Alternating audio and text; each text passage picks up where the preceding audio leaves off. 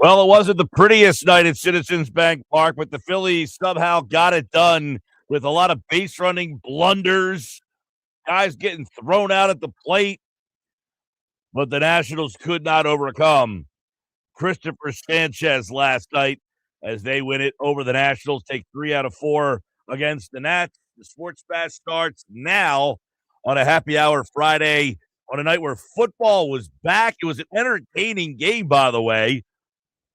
The Hall of Fame game came down to the final play for those of you who stuck with it all the way through.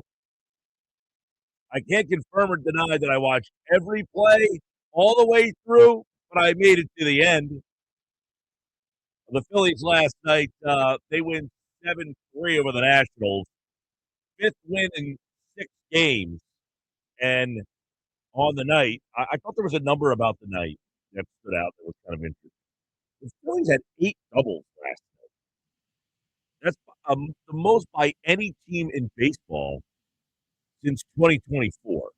8 doubles in the game last night. Sanchez, not his best outing, 5 innings, 6 hits, 6 strikeouts, but he does get the win last night, and that brings Cristopher Sanchez to 15-4 on the season. Cristopher Sanchez might win 20 games this year. When was the last time we had a 20-game winner in Philadelphia? I mean, I can't even think about it. Maybe 20, Halladay, did he win 20 games in Philadelphia? Did he have 19 wins or did he have a 20-win season? When was the last time a Phillies pitcher won 20 games? But I got to imagine that Cristopher Sanchez is going to have an opportunity to win 20. He'll have probably at least 9 or so starts left. He's got to win 5 of them. If I'm a betting man, I would probably say, yes, he will get to 20 wins this year. I can't imagine that if he gets 10 starts, he's going to lose 8 of them. Now, will he get the win in all of those starts? He just needs the win in 5 of them to get himself to 20 wins for Cristopher Sanchez last night. It's his 5th straight win for the Philadelphia Phillies and Luis Arraez last night. 3 straight games with an extra base hit, 2 for 4, a double, another RBI in the game. So he continues to hit for the Phillies. You also had the return, I guess, to some extent for Kyle Schwarber last night. He had a couple hits last night. Good to see him get at least a couple base hits. You're still waiting for the first home run. It feels like in months, but he is looking to, get the power back here. And maybe those 2 hits last night is the beginning of him kind of getting something started here. He was 2 for 5. Got to give Turner credit on base 2 more times, scored last night. Harper, although terrible base running by Harper yet again last night. 2 for 3, couple of runs scored. He walked. I saw a stat about Harper since Arraez has been here, and I think it's a very interesting stat with what Luis Arraez is doing for Harper, because some people wondered, why have Arraez hit 4? He's offering some protection to Harper. Harper has walked 5 times in 10 plate appearances with Luis Arraez hitting behind him. So Harper getting on base as he did last night, and that led to 2 runs from Harper, 1 from Turner. Arraez 2 hits, gets another RBI. Bohm had the ball to right field, which drove in a run. Marsh kind of been quiet, really, for the last month or so. Marsh had 2 hits last night. Realmuto had 2 hits last night. Stott had 2 hits last night. And then Crawford at the bottom. So you had 16 hits pounded out last night, 8 of which were doubles. So great night for the Phillies offense. And then, Sanchez, as I mentioned, he only goes 5, but you had Kerkering, Alvarado, Bolin, and then Duran. And I bring those 4 guys up because I don't know, man. They might be the 4 guys that you see in a big playoff game. We talk about in years past, what's the road to success in a bullpen? What are they trying to do? What are they trying to accomplish? Well, if you can get, 6 innings or 7 innings from your starter and then have some combination of this guy, and this guy come in, well, I don't know who that combination is, or where the Phillies feel like these are the 3 guys that we really trust the most. Duran would be one. I don't know who the other 2 guys. I mean, Bolden was great last night. I think he threw 10 pitches and He might have been 10 for 10 in strikes with a strikeout. So Bolin threw the ball well last night. Alvarado, good to see him bounce back a little bit. Last time the Phillies had a 20-game winner. 2010, Roy Halladay. Just what I expected. Yeah, I thought that he got 20. I wasn't sure if he had 19 21, or 20. actually. Okay, so it doesn't happen often. So you're talking about 2010. So for reference, so there were a few years from 2010 to now. Like, for example, Cliff Lee had a 19-win season. Cole Hamels had a 17-win season. And Renola had a 17-win season. But not 2016? What's up? For Nola, 2016? I have to pull up. I think it was 2018, actually. One of those years he finished, third in the Cy Young? Nola? Yeah, it doesn't happen often. When was the last time any pitcher won 20 games? Oh, well, that's probably easier to find. I'm sure it is, but it doesn't happen all that often. I mean, I'm sure it's happened more regularly than Roy Halladay, but I can't imagine it's been all that 2018. often. I was right. 2018, he had 17. 2018 for Nola. Yes, that was the year he finished third in the Cy Young. Not the last time a major league pitcher won 20 games. Hey, one thing at a time here. Gotcha. But I think Sanchez is probably going to get there. He's got 15 wins, and I was thinking about that yesterday when I saw that he was 14-4. I was like, if he wins the game, he's going to have 15 wins. Him and Sonny Gray right now, I think, have a shot. Chase Burns is on the outside shot. He's got 13 wins. I would have never guessed this. It was 2022. There was a 2022. There was a pitcher who went 21-5. Mike, if you would have given me 10 chances to guess this, I wouldn't have guessed on this. who the person is. On who the person is. 21-5. He went 21-5 in 2022. He was the last 20-game winner in Major League Baseball. I don't know. Do you want me to give you the team? Sure. It was with the Atlanta Braves. Sale? I told you, if you would have given me 10 guesses, I wouldn't have guessed this guy. And he had 21 wins. He had 20. You led Major League Baseball with 21 wins. And this is I'm just going to give it to you. Will we just give it to you? Sure. Kyle Wright. Don't even remember the guy. He went 21-5 with a 3.19 And what ERA. year was this? 2022. Okay. His whip is meh. I mean, it's solid, but it's not great. It's 1.15. That's pretty good. 1.1 is pretty solid. 1.15. His strikes to walkout ratio is 3.2. Kyle Wright. He had 21 wins for the 2022 Atlanta Braves. But that's the last time any pitcher won 20 games. At least 20 games, yes. Okay. Think about how ridiculous that is. Yeah, well, you're seeing that Sanchez has a chance to do something that's pretty rare all of a sudden, which is win possibly 4 years ago. Games. Yeah. The guy wasn't even an all-star. 609-403-0973. The Phillies have now won 5 of their last 6. And I asked the question to my buddy last night. Like, has this team played its best baseball yet? Well, he actually asked me, have they played their best baseball yet? And to which I asked him, does this new look team, the trades and everything, make you feel any better? And he said, no, not really. So even if they haven't played their best baseball yet, I'm really conflicted on this. By the way, with the win last night, the Phillies are the second wild card team. That's going to go back and forth with them and Arizona. Pretty much they're going to be bouncing. They're still 8.5 games back of the Braves. Remember, they were 2.5 back of the Braves not too long ago, right before the All-Star break. They were 2.5 back. They are 8.5 back of the Braves. But you know their record is 62-54.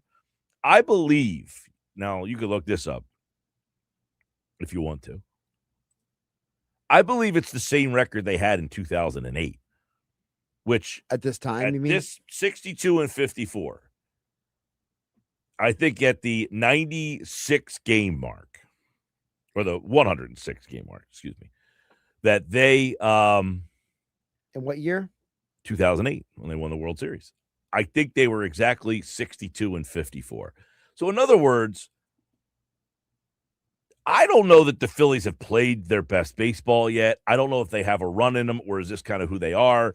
I go back to the conversation of the other day where Cristopher Sánchez Zach Wheeler, and Jesus Luzardo. When they pitch, okay, when they pitch, the Phillies win about 70% of their games.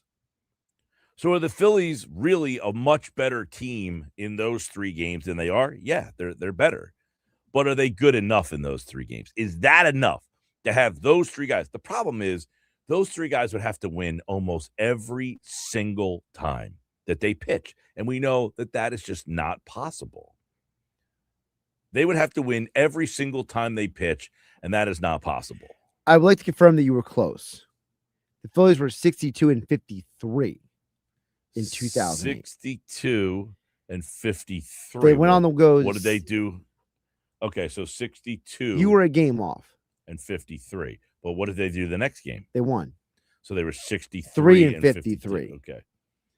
They didn't lose their 54th game until August 11th that year. So they were about the same record. They're very close. Now, the difference is, I think, if you go back to 08, you didn't have the Dodgers at 69 and 46, the Brewers at 72 and 43, the Braves at 70 and 45.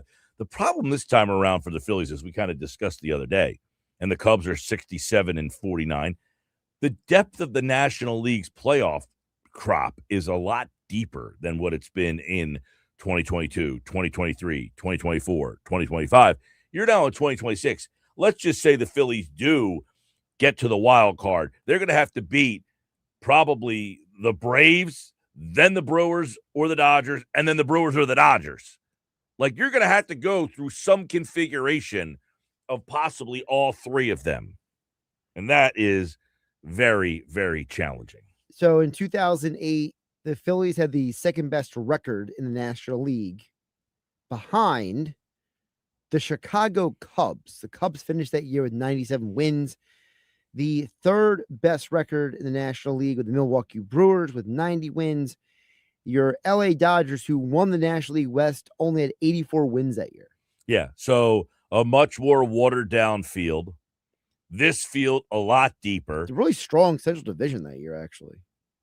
But the adversaries you have this time, all 3 of them, and throw in the Cubs, you have 4 teams that right now I think profile to be better than you.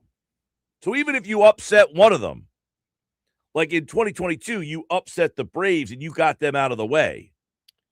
And then after that, you were kind of like, I don't want to say the favorite, but you were on par with the Padres. Yeah, you were even Stevens with the Padres, and you just happened to have the better players in that series. Your team was playing better at that time. And we all know it's all about playing better at that time. But you're now going to have to do it for 3 straight series because let's be honest, they ain't winning the division. That ship seems to have passed in the middle of the night. Yeah. They had it right there. And they let it go. Very unfortunate. They let them off the hook. Yeah. I also look at, again, if you play the Cubs in the first round, because right now you're the second wild card. But if you're the third wild card, you would play the worst division team, which right now is the Braves. Correct. So let's just say you beat the Braves. Okay, you won. You beat the Braves. Yay. Now you've got to play probably the Brewers or the Dodgers. And let's say you win that series. Then you got to play either the Brewers or the Dodgers. So the path to victory is still very difficult. This is an uphill battle. It's a very uphill battle. And that's why we saw, yes, when those 3 pitchers pitch, you're as good as anybody. But the problem is now you're asking them to win every single time they pitch. And that's probably not a recipe for success. Especially in a series where teams game plan for you differently in the postseason, the regular season. Don't forget about that. In the regular season, you may have your number 1 pitcher going, but you could be facing the other team's 4 or 5 starter. And in the postseason, you're getting the other team's best shot every single night. Well, and not only that, you have your own flaws that you constantly are, and let's take a look at those. You have your own flaws that you are constantly trying to overcome. One of them is your bullpen. Now, last night, your bullpen didn't contribute to costing you. The night before, your bullpen was a problem. Your lineup last night, which is very flawed, now it has added Luis Arraez. Has that done enough? Has that addition done enough to kind of, is it a strong enough move that the Phillies offense is no longer the top problem? I don't know about that, and I don't think so. I think it makes the Phillies' problems shift. I think that Arraez, he is good enough to make you stress a little less about the lineup and stress a little more about the bullpen. I'm wondering if this is a finished product too. And what I mean by that is you got to rise because defensively they're still all over the place, and it really hasn't bit them yet. But Alec Boehm, is he the fixture at first base? Does Bryce Harper make a return to first base? Does Boehm hit enough and play first base well enough that they're like, hey, he's in there no matter what? Because you got Derek Hill, you've got Brian De La Cruz. Do they feel like playing those guys in right field end up being a better option than Boehm? Boehm and Stott end up platooning, and I don't think that's really going to happen because Stott has actually hit better against lefties than he has against right-handers. But, if the Phillies still are looking for another bump in production or just something, they might have to go that route of, now Boehm had that ball that he hit to right field last night. I thought the right fielder kind of misplayed that ball, but I don't know. I look at this team and say, yes, they're a little bit better, but the path is still very daunting. Very daunting. For you, what is the most daunting part? Is it the lineup or is it the bullpen? Oh, I think their bullpen's no good. I think the bullpen's a problem. I think the bullpen is definitely the biggest bugaboo. Now, you have, even if, let's say, okay, Sanchez last night gets into the 7th, and these guys pitched pretty well in the 8th and the 9th, you're fine. Okay, you win that game last night. But let's say it's a playoff game and you're not playing the Nationals, and now you need to have 4 bullpen arms.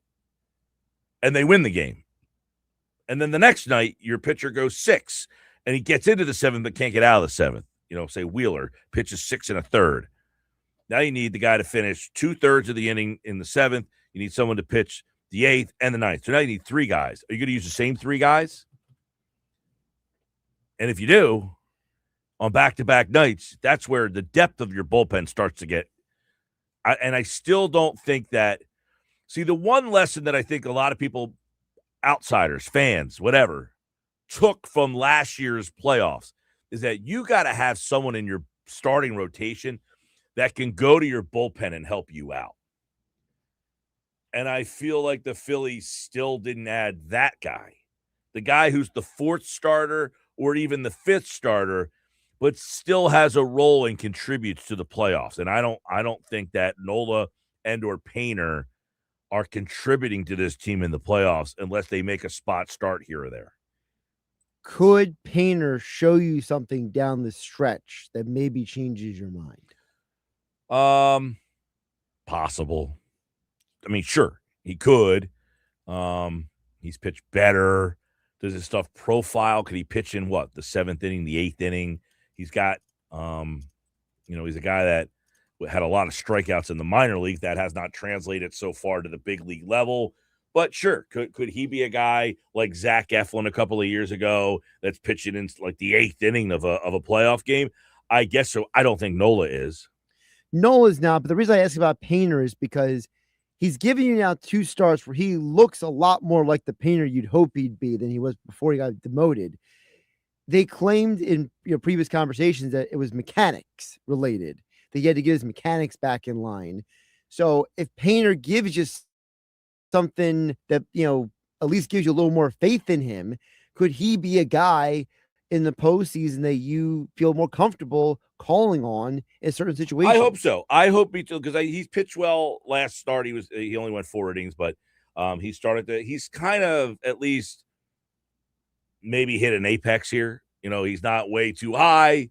He's not bottomed out. He just kind of found a little bit of a middle ground here. Is that middle ground enough to say, hey, man, we're going to use you in the bullpen. You're going to have a role in these playoffs? Because outside of that, I don't know that he has a role in the playoffs. Because he does have, when he pitches well, he does have the stuff that if you asked him to come out of the bullpen, maybe like the 5th or 6th inning of a playoff game, he could give you an inning and you feel okay with it. Yeah, I mean, possible. The game, you know why I feel better about Painter? The best game he's pitched all year was the day he had the migraine, and he came into that game in like the 2nd inning. That's true. Right? He came in that game and he pitched fine. Yeah, he pitched really good, actually. Mm-hmm. So I just don't know if you're looking at Painter like the Dodgers had Sasaki closing games. He's obviously not going to close games here with Duran here, but is it outlandish to think maybe he could be a high leverage guy? I don't know, man. If you would have told me this at the beginning of the year, I would have had Painter penciled in as one of my 3 starters potentially, with Luzardo filling that 4th role and being the guy that pitches in the bullpen. Well, True. that didn't work out the way that I had thought.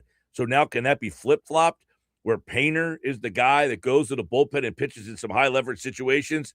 So far, I don't feel that way. It's August 7th. That's what I'm saying. Can Painter do something down the stretch? Like if he gives you something over the next several weeks, could you be entering October saying, you know what? That Andrew Painter had a rough first half of the year, but he came on strong at the end of the year. I feel a lot better about putting him on this team's pitching staff in the postseason. Between now and the end, if he pitches consistently, can I see him starting the 3rd game? Is that what you're asking? Well, maybe not starting the 3rd game, but maybe in the NLDS, he comes out of the bullpen in some tight spots. Yeah, I think if he pitches from now to the end and gets some consistency in these starts, I could definitely look. I don't think the Phillies have a lot of other options here. Where else are they going to turn? Well, like for example, my concern is because you mentioned about Bolin earlier. I look at Bolin and Kerkering, and I'll throw Killian into the conversation. I don't know if any 3 of those guys, anyone is going to feel great about them coming into a postseason game. No, but do you feel better about any of those 3 or Andrew Painter? That's what I'm saying. If Painter shows you something good for the next several weeks, I think I would be inclined to call Painter into a 6th inning or 7th inning situation. His last 2 starts, by the way, 10 innings, 6 hits, 3 runs, 4 walks, 10 strikeouts. The 10 strikeouts is at least on par with where he was. I say on par. He was better than a strikeout per inning in the minors, but it's at least better than he was his first tour of duty here, where he had 63 strikeouts in 75 innings. That's less than a strikeout per. He's at least striking out one guy per inning. And I think to me that's important because how many times have you talked to guys like for Phillies basketball, Oscar or a Bob Wankel for your Friday conversations where you said, I need a guy to come out of the bullpen to get strikeouts. If Painter can at least be a guy like Sasaki was last year, and Sasaki had a rough, rocky year for the Dodgers. He wasn't good. But guess what? You ask him to come in for 1 inning, just give me gas. Can Painter just give you gas for an inning? I hope so. I think it's a big storyline moving forward here. Yes. Is this team good enough to do something? Probably. Are they the favorite? No. Is the path hard? Very deep. And to get there, you're going to have more than what you have now. And you can't get it unless remember 08 Phillies went out. Back then, you can make trades after the deadline, those waiver trades. You can't do that anymore. But I believe, and you might have to check me on this, guys that they picked up, like, for instance, J.C. Romero, Scott Air, I don't think they traded for those guys. I think those were guys that were DFA'd that they just picked up late and just said, hey, we could use some veterans. And they turned into some key guys on those teams. The key is you have to have a guy be released and have him on your major league roster before the last day of the month. Once you get to September 1st, they may no longer be playoff eligible. So you have about a month here to scour and maybe add a piece here or there. We know some offensive guys, Austin Hayes, Solar. I don't think the Phillies are really going to look to add some more mid-level offense. If they're looking to add something, I think it would be a J.C. Romero, a Scott Air, one of those type of pitchers that, can come in, maybe be a veteran and get guys out in the playoffs. Because I do think one of the problems, and you're asking, I still think the bullpen needs help. I think that's where the biggest problem kind of lies right now, is their bullpen is just not good enough. All right, we're going to talk more about it. The Sports Bash is live. We're just getting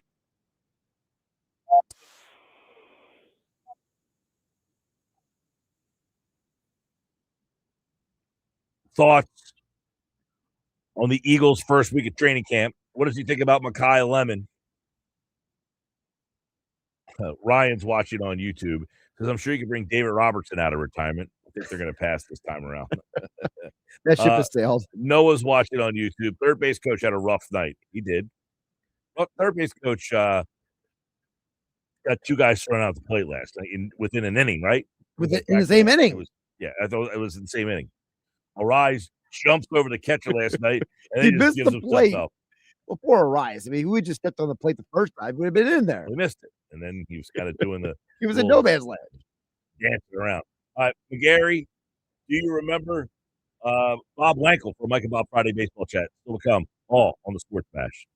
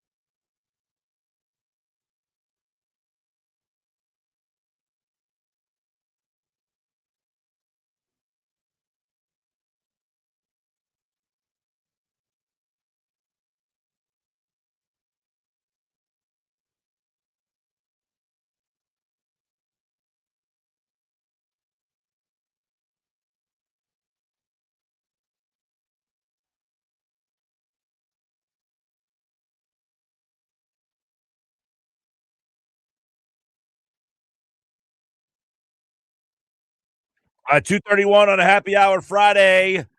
Phil's getting ready to take on the Blue Jays tonight. Citizens Bank Park. Mike McGarry's on his way. Take a look at this. Phil's 3 wins in 4 tries over the hapless Nats. 5th win in 6 games. What is changing for this team, if anything?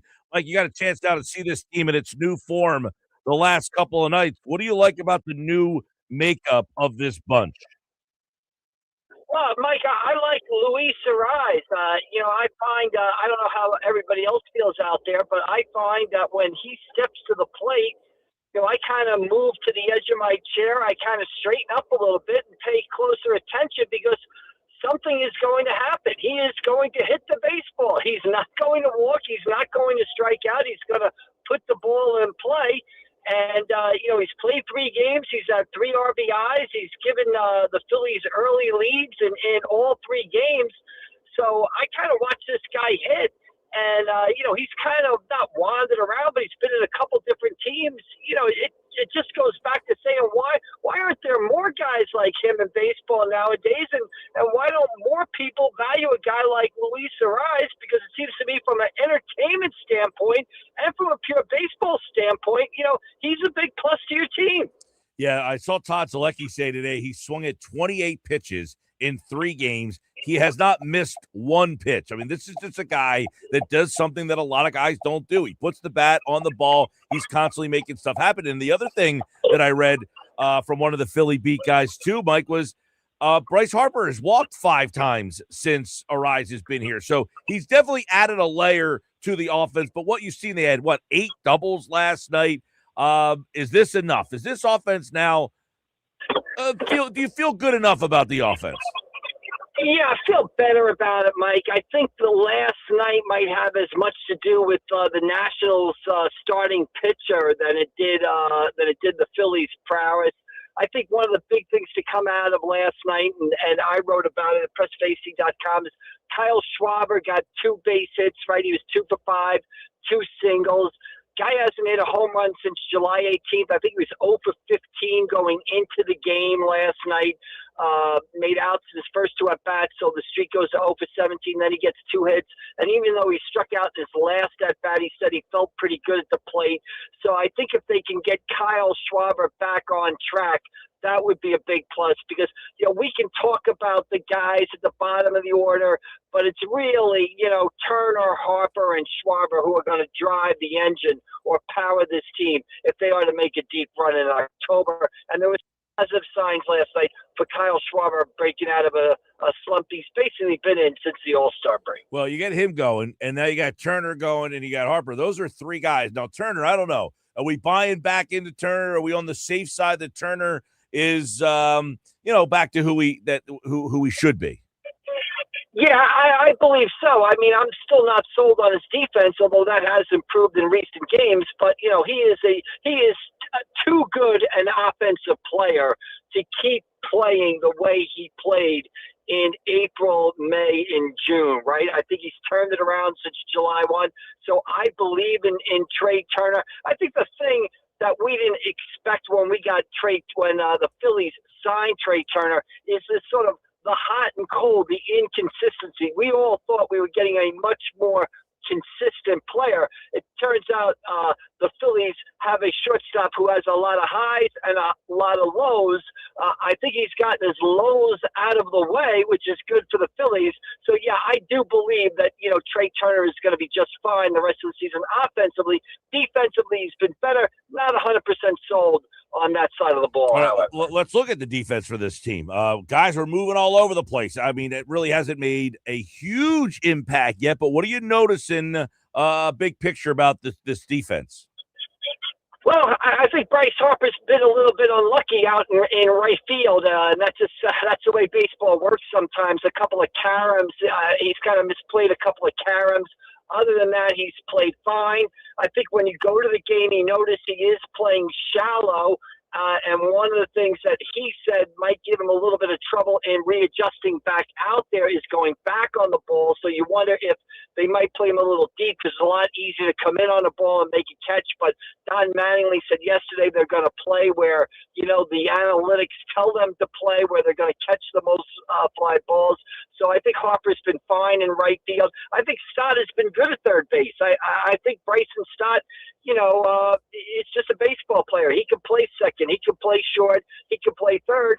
Arraez has been good defensively. Historically, throughout his career, he's been a little shaky. He's been great this year. Again, we talked to Mattingly yesterday, and he seemed to say that Arraez was really motivated going into this season to show people that he could be a defensive player. He's looked good at second base so far, and Bowman's been fine at first.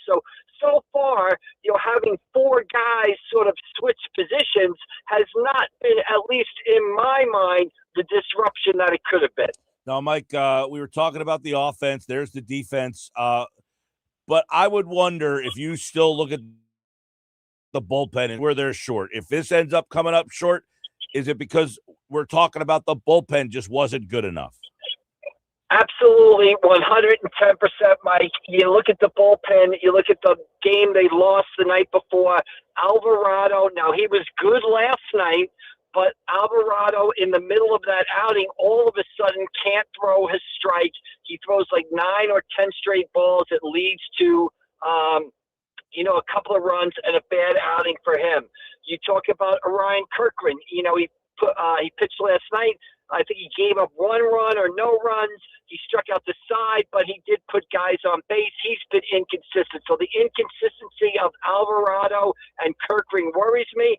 Jonathan Bolin continues to be solid. Duran continues to be solid. They locked it down last night, coming in the 8th and 9th. I still worry about Jonathan Bolin doing it in the playoffs. We've seen with guys like Jeff Hoffman before. It's one thing to do it in the regular season. It's another thing to do it in October. And so far, the new guys, Rayleigh and Killian, have not been good at all. And the other night when the Nationals were kind of roughing up both those guys, I had some flashbacks to the 2020 COVID season when they got the 2 guys from Boston. Who were they, Embry and Workman? And I don't think they got a guy out the whole season long. So hopefully Rayleigh and Killian do not go down that path. But I got a little 2020 vibes watching those guys pitch the other night. So I will say this, the bullpen is a major, major issue, and we'll see if Dombrowski did enough to fix it at the trade deadline.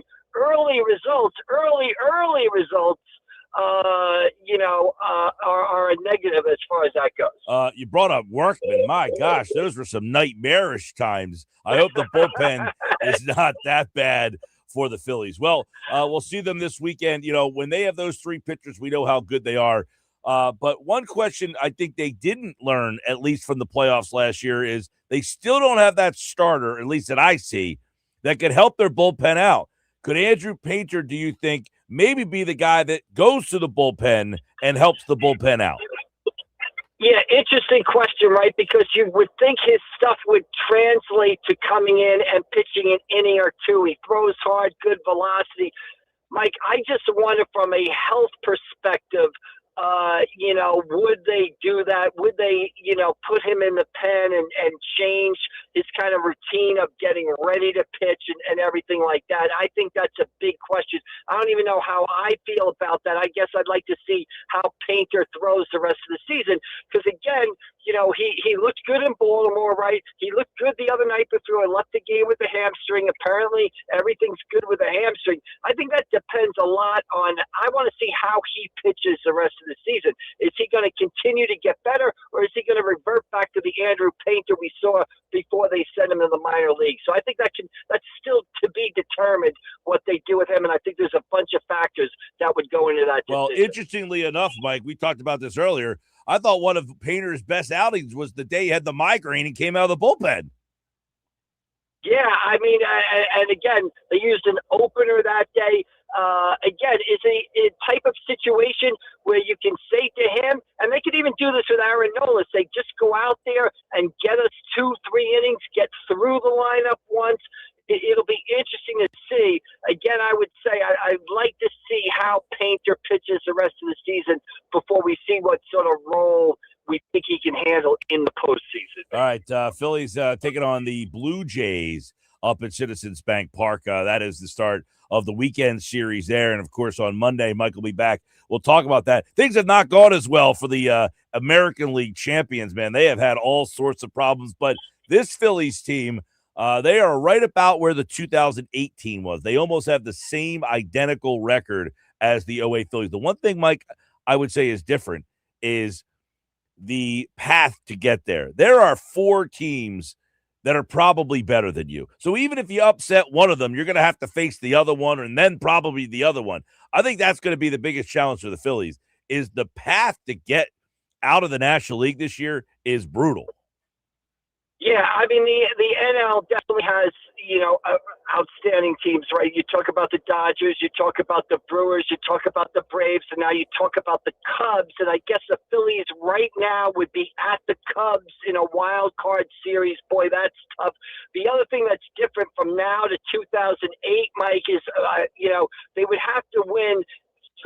Not getting a bye in that first round, this team would have to win 4 series to win the World Series, right? They'd have to probably, they'd have to beat the Cubs, and then what? They would probably then take on the Dodgers in the division series. So you're talking about going through the Cubs, through the Dodgers, and then, whoever's standing in the NLCS, the Braves or, the Braves or the Brewers probably. And then you talk about if you somehow come out of the National League, then, who's going to be waiting for you in the American League? Is it the Yankees, the Rays, the Boston Red Sox? They never lose anymore. So, yeah, when you kind of think through it, and talk about a path to a possible World Series, boy, it's about as tough a path as you can possibly get. The other big difference, Mike, to 2008 is just, and it was right around this time in 2008 where it really clicked in. So maybe there's still time in 2025 or 26, whatever year this is.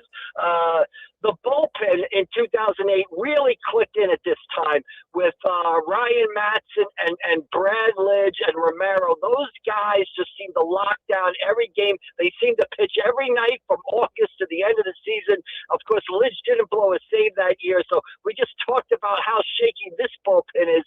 Big difference was the 2008 bullpen was a lockdown. If they were up after 6 innings, they were winning a game. And the path to a World Series, lot more tougher this year than 18 years ago. Well, and we were talking about this earlier, Mike. That team back then, they went and got Romero. They went and got Scott Air, 2 guys that were on the scrap heap, and they added them to their bullpen, and it really lengthened the bullpen out and gave them a much deeper bullpen. I don't know that those guys are going to be hitting the market here between now and the end of the month, that they can maybe find another arm. Yeah, and the other big difference was Matson. Matson just emerged right around this time of year as almost a second closer. So he was as good as Lidge over the past, over the last 50, 60 games of the season.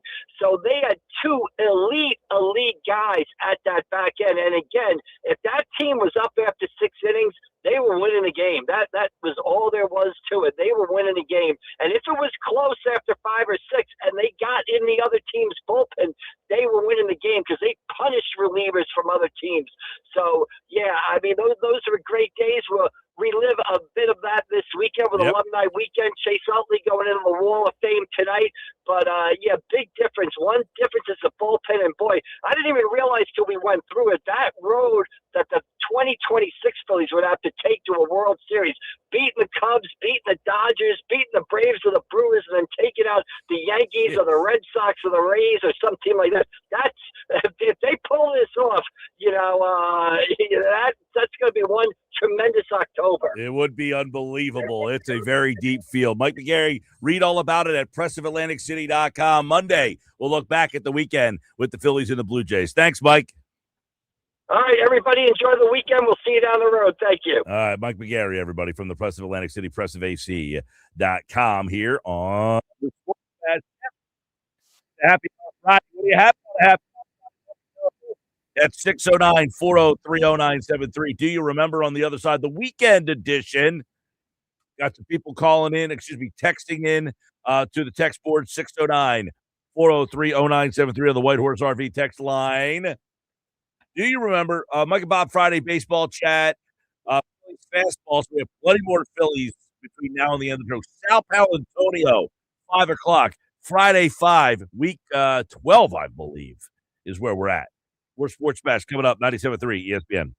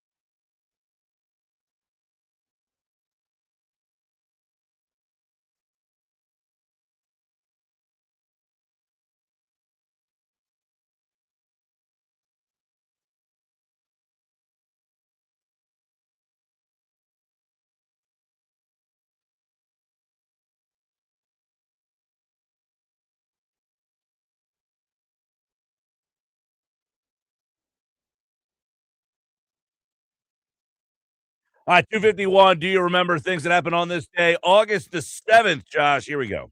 Weekend edition. Weekend is here, baby. Happy birthday, Mike Trout. Oh, good for Mike. 1991. On this day, 11-time All-Star, 3-time AL MVP, Mike Trout, who still hasn't been traded to the Phillies. Nope. Has happened ever. I'm sure next year we'll get a lot of text messages. More every year until he Should retires. Reed Detmers be included in that trade? Probably. Reed Detmers. Get out of here with him. Who else? On this day in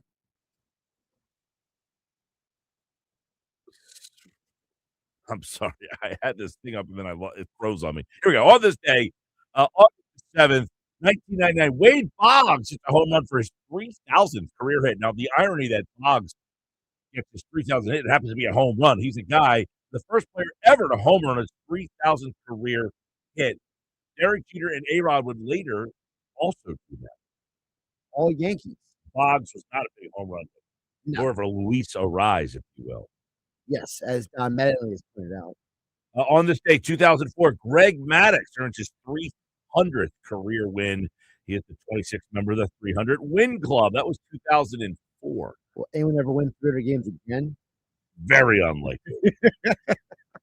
On this day, 2007, Barry Bonds, home run 756. It's the all-time record. Which is more likely? Someone gets 300 wins or 700 home runs again? Oh, the home runs, not even close. You think so? Yeah. Pitchers just don't win. The only thing that hitters can do is hit home runs. Not many of them are very versatile. There's a lot of versatility in these swing patterns we've adopted in this game.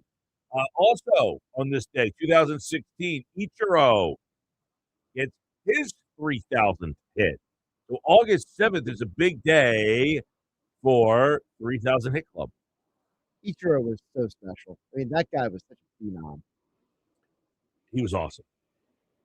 On this day, weekend edition, August 8th, 1976, the White Sox wear shorts against the Royals. You remember those unis? I remember watching this on an episode of This Is Baseball by Ken Burns. I was so perplexed. They had shorts and like polo shirts. Yes. It was horrible. Like your dad's beer league softball team. On this day, August 8th, weekend edition, the Dream Team wins the gold medal over Croatia, 117-85. On this day, 1992. That team was incredible. I used to play USA basketball on like Sega. Oh, the video game? Yeah. On this day, weekend edition, August 9th, Barry Bonds hits home run number 600. He's the fourth player to ever reach 600 He's home hit a runs. lot of home runs this weekend, apparently. Big weekend, August the 7th. A lot of weekend for home runs. And then one last one on this day. It was 2012. Usain Bolt wins the 200-meter to sweep the 100-meter, the 200 for the second consecutive Summer Olympic. It's the second time Bolt's been in the Do You Remember this week after I saw him in a commercial for some sort of medication. Well, you know, he ran so fast. Now he's got to get meds. It is Alumni Weekend. Chase Utley will be put into the Phillies Wall of Fame. Over 60 former players, coaches, and legends are expected to be on hand at Citizens Bank Park. Later on in the show, I want to look at the OA team and pair it up against this team. That team was heavy with their big stars, Howard, Utley, Rollins. This team has Schwarber, Turner, Harper. But how do the rest of the team compare? We'll do that later on in the show. When we come back, it is a Mike and Bob Friday baseball chat. Bob Wankel from the Fighting Words podcast joins me next, right here on the Sports Pass, live on 97.3 ESPN.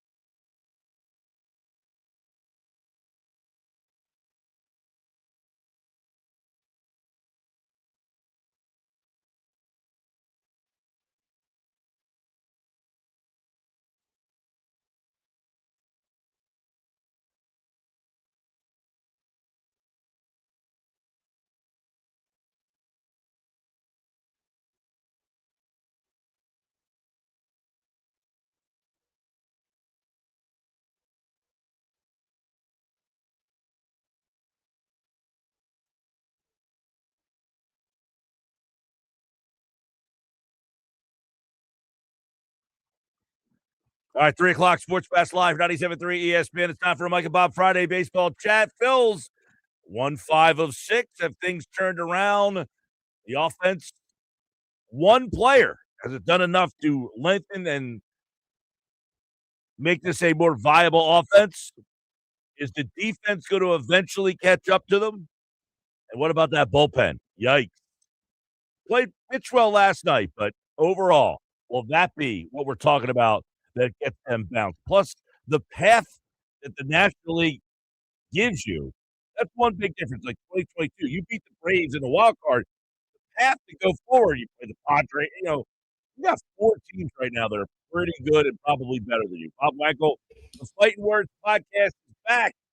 Here on a Mike and Bob Friday baseball chat on the Sports Live on 97.3 ESPN. We're running out of summer days, Bob. It's almost time for September baseball. And to get there, the Phillies made their trades. This is your first chance, our first chance to talk since then. Luis Arraez hitting in the 4-hole. It seems that he has added something to this offense. What do you see different with him in this lineup?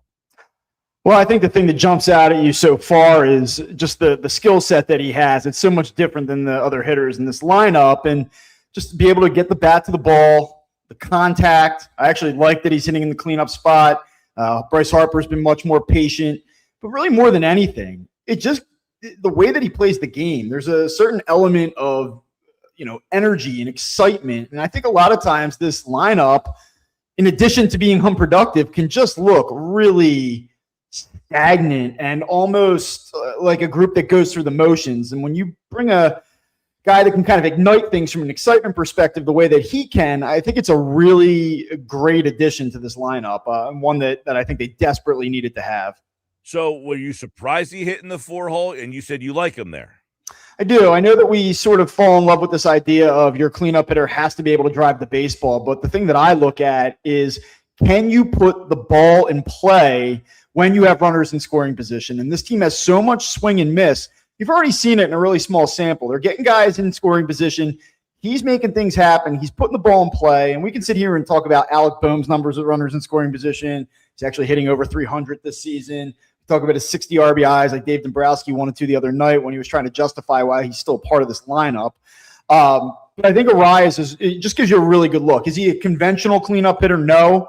But I kind of like the idea of having him in there. And I think that pitchers are going to have to get a little bit more aggressive with Bryce Harper because of it. Yeah, a lot of people thought he'd hit at the top of the lineup there, but they switched Schwarber and Turner at the top of the line, I guess, to get those lefties separated apart. So you're going back to Schwarber to the leadoff spot. Do you like that?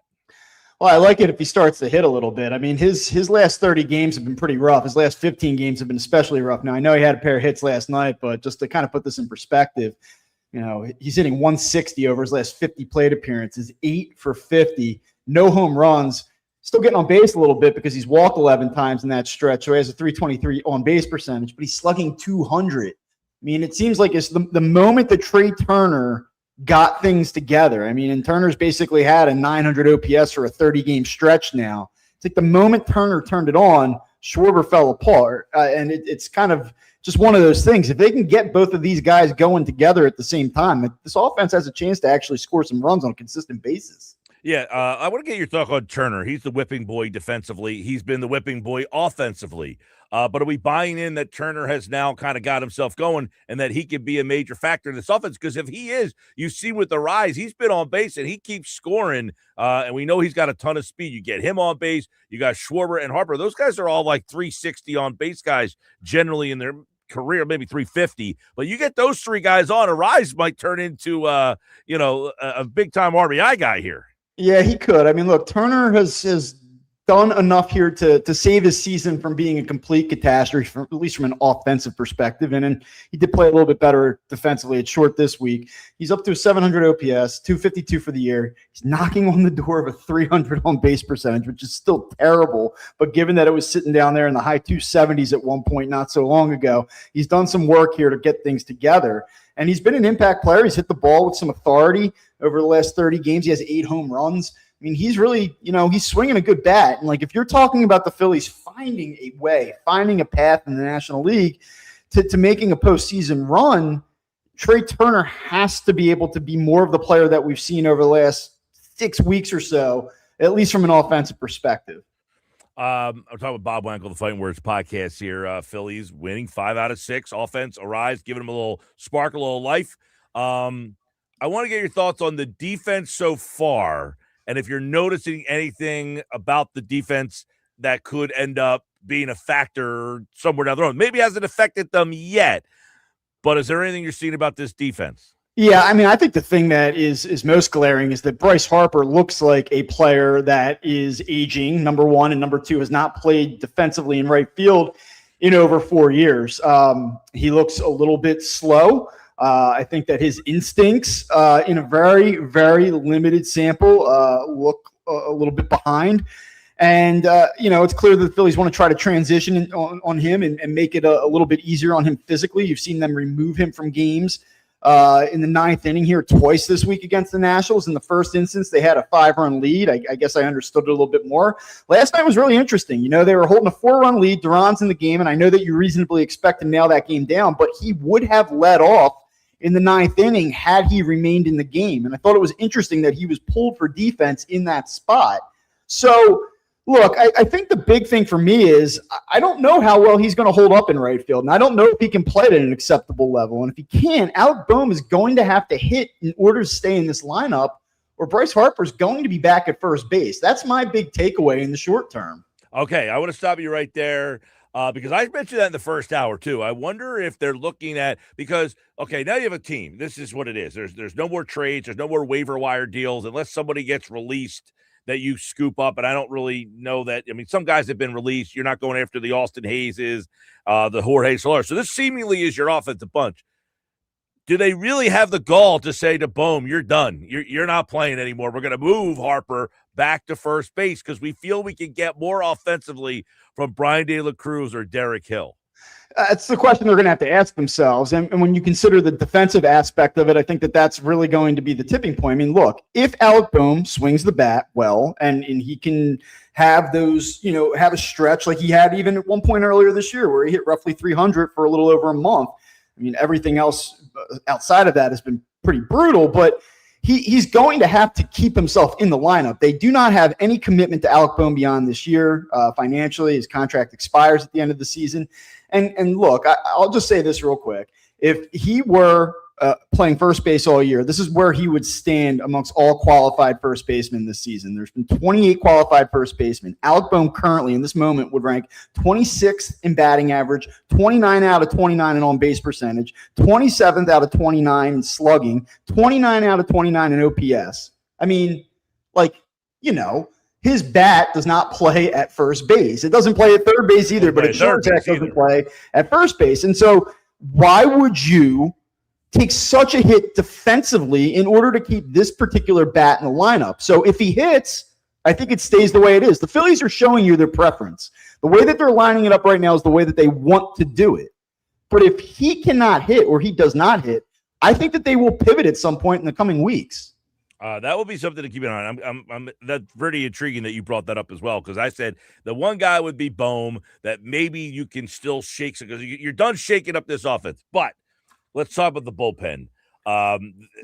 Jeez, I can't believe that we're talking about how bad the bullpen is, because one of the reasons why you had to like this team entering the year was because you thought their bullpen would be significantly better than last year. You've got a full year of Duran over Romano last year. You had Brad Keller. Now I don't even know what you have in the 8th inning. You thought Alvarado coming back. Okay, there's a left-handed guy that's pitching high leverage. He's been a complete disaster. Kerkering you can't trust. I mean, you're up to the point where Jonathan Bolin is the guy you like the most, and you didn't even know who he was when you traded Matt Strahm. This bullpen seems like a total unfixable mess. Yeah, you asked me last Friday what I felt the Phillies' primary need was at the trade deadline, and I said it was the bullpen. And I don't know that – actually, I do know. They did not do enough to address it, but it should be better. I mean, look, Brooks Raley the other night did not get the job done. He's up to he gets the 2 outs right away, right off the bat, right? But then that's quickly followed by a mess of an inning. You get Killian that comes back in the second appearance in as many nights, right? So then you have an issue there. He doesn't get the job done. He was a total disaster. I'm willing, though, to give these guys a little bit of grace. I mean, Raleigh especially has been really good prior to the trade.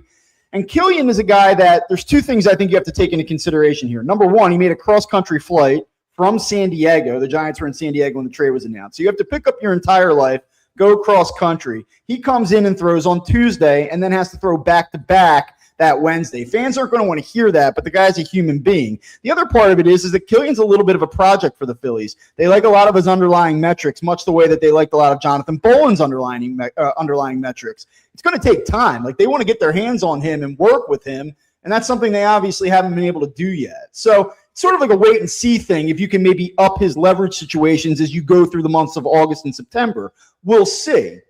As far as Kerkering goes, though, he's the guy in the moment that really kills you because, you know, earlier in the season, it was like this feeling that when he was not in tight spots, you could see the upside and he was throwing the ball pretty well. Opponents weren't hitting off of him at all. It was anytime that there was damage done, it was just because he was losing the strike zone. But average against was way down. His ERA was sitting in the low twos. And you're like, okay, like maybe he's figuring it out.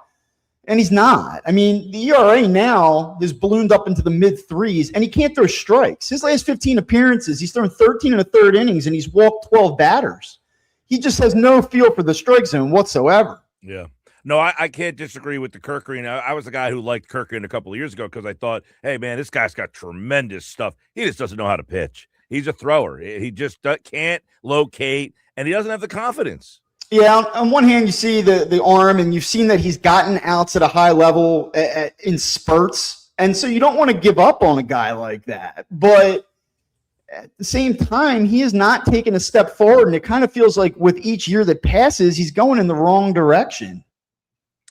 By the way, the lineup just dropped for tonight. Very similar. Schwarber, Turner, Harper, Arraez, Bohm, Marsh, Realmuto, Stott, and Crawford. And one of the things we were talking about, as bad as this bullpen is, you have no idea. In 2008, it's alumni weekend. They went out and got J.C. Romero, Scott Air. I mean, they found guys off the scrap heap. Do you think they're going to have to try to kick the tires on that again this season? Yeah, I mean, I think they have to continue to try to be creative and find solutions as things move along here. You know, it's really interesting. Alex McFarland is a name that's been talked about a lot, and he won Phillies minor league pitcher of the month for the month of July. He didn't give up a run in the month of July in 7 appearances. And he was up here very briefly, one appearance against the Dodgers, and then he was sent back down. We're nearing the point where he can be brought back up. And I think that there are some issues and some mild concerns about his command as well. But you do have to wonder, given his production, if at some point the Phillies don't get him up here and kind of experiment with what he is and how ready he is to try to get out hitters on a consistent basis at the major league level. When you look at their alternative options, it just kind of a little bit head-scratching that he hasn't already been given that opportunity. You might want to put on your conspiracy hat and say, well, they were trying to hide him through the trade deadline in case they could find a buyer on him and maybe he'd be part of a package. Now that that's clear, there's really no excuse not to take a chance on him. Yeah, McFarland one, and obviously Wood would be the other. The third guy, and you can comment on Wood if you'd like, but last year in the playoffs, one of the takeaways was, man, these starters that the Dodgers have, they're coming in and they're helping them out. I don't know. Do you think Andrew Painter, that's his role come playoff time? I will say, Bob, the best game he pitched all year was the game he had the migraine, and he came out of the bullpen. Yeah, you're right. I mean, look, obviously there have been some positive signs with him since he's returned in these 2 starts. Obviously, he left the second one a little bit earlier than he would have liked to. He probably could have gotten 6 out of him there the way the game was trending. I think it's a wait and see thing. I mean, honestly, if the Phillies have any designs whatsoever, any expectation of Andrew Painter helping them in a playoff equation, I think that that's way premature and frankly dangerous.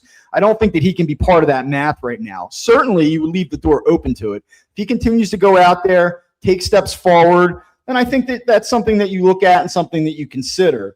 So I think that's more of a wait and see thing in this moment.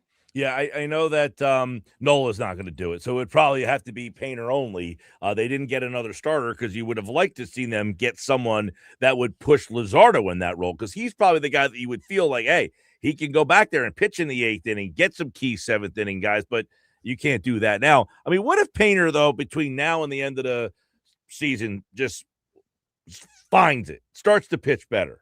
Like, do you look at him as a guy that can pitch a playoff game, or do you think that's Nola no matter what?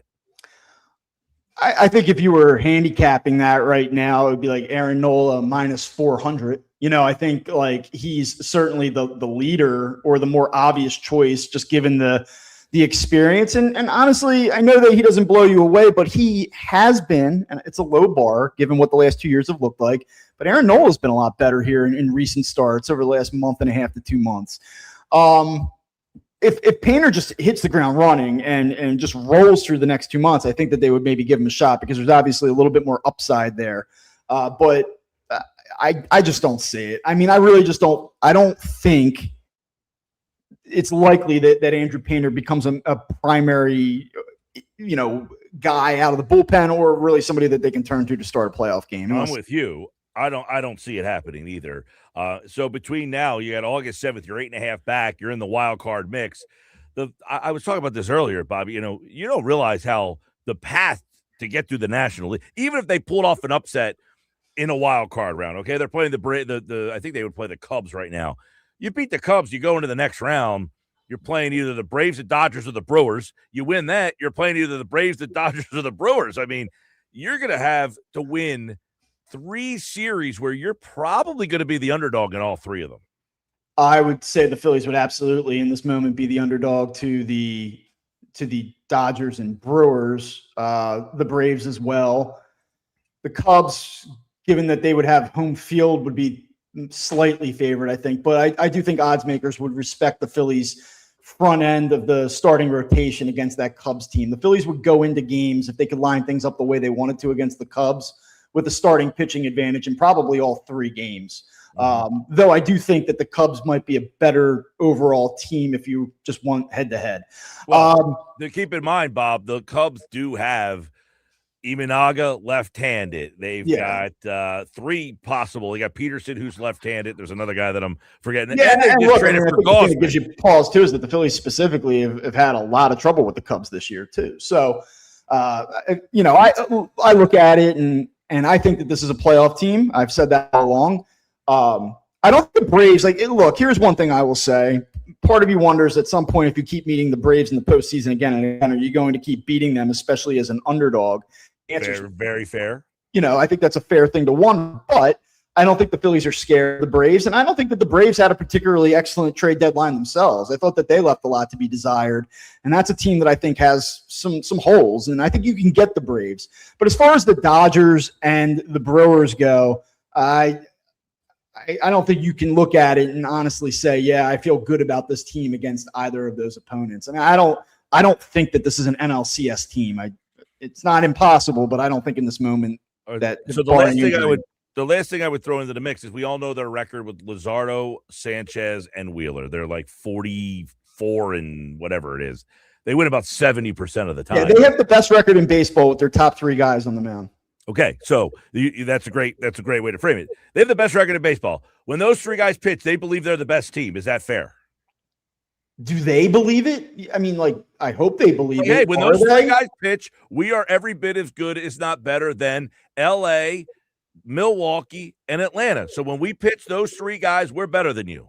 Yeah, but I mean, when you're doing it against a caliber of an opponent of like the Milwaukee and the LAs of the world, I mean, I think it's just a different equation. Look, I mean, these guys are going to have monumental performances. If the Phillies, I heard Jason Stark earlier this week say something to the effect that he's talked to a lot of people around baseball, and they still feel that the Phillies give the Dodgers the worst matchup. And that's because of Bryce Harper, Kyle Schwarber, Trey Turner getting it together, Duran in the 9th, and then Wheeler, Sanchez, Luzardo. And I get it. I understand how that would be scary for an opponent. But we've seen too much of this team. We know that the issues with base running are going to crop up. We know that the underbelly of this bullpen stinks. We know that the offense is inconsistent. When you put all those things together, it's just really hard to think that over a 7-game series against a Brewers team or a Dodgers team that the Phillies are going to have enough to get it done. And that's what I keep coming back to. But, like, is it impossible? No. Like, and would it require a prayer or a miracle to beat these teams? Of course not. It's Major League Baseball. But I just don't think you look at it and say, I feel good about this.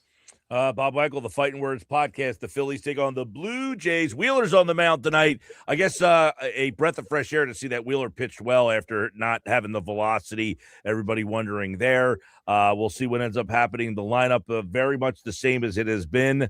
So we'll see if the Phillies can continue the hot streak here this weekend against the Blue Jays. It's alumni weekend. Which team you got? Harper, Schwarber, Turner, or Howard, Utley, Rollins? Which three? Howard, Utley, Rollins. I mean, come on. They won it. They did. Haven't. Their bankrolls don't look quite the same. No, not even close. You like that pitching in 08 better than this pitching? No. It's amazing that that's the team that they won the World Series with starting staff. Yeah. I mean, their bullpen was pretty. That bullpen was awesome. I mean, Madsen, Romero, Lidge, but starting rotation. We were just talking about this last hour. Madsen started to come together right about now. Yeah. And just like had a tremendous. You remember those playoff games in 08 on Fox, and he's hitting 99 and the flames are coming off the numbers and everything. Yeah. I'm like, who is this guy? Where did this guy come from? And then he had like a Cristopher Sanchez-esque changeup. Yeah. It was out. Yeah. Those were some it was awesome. Those were some better days with the bullpen. This bullpen, not so much. Not so much. You're going to get the flames, though. You get the flames from some of these guys. Yeah. Everybody. You ever notice? I want to know this. This is what I need the investigative team at Crossing Broad to do over there for us. When they say that they make a donation for every pitch over 95 miles an hour, is it Comcast makes a donation? What is the donation? Because every pitch is now over 95. When they started this, nobody threw over 95 miles an hour. So it was like, hey, we're making like 5 donations a game.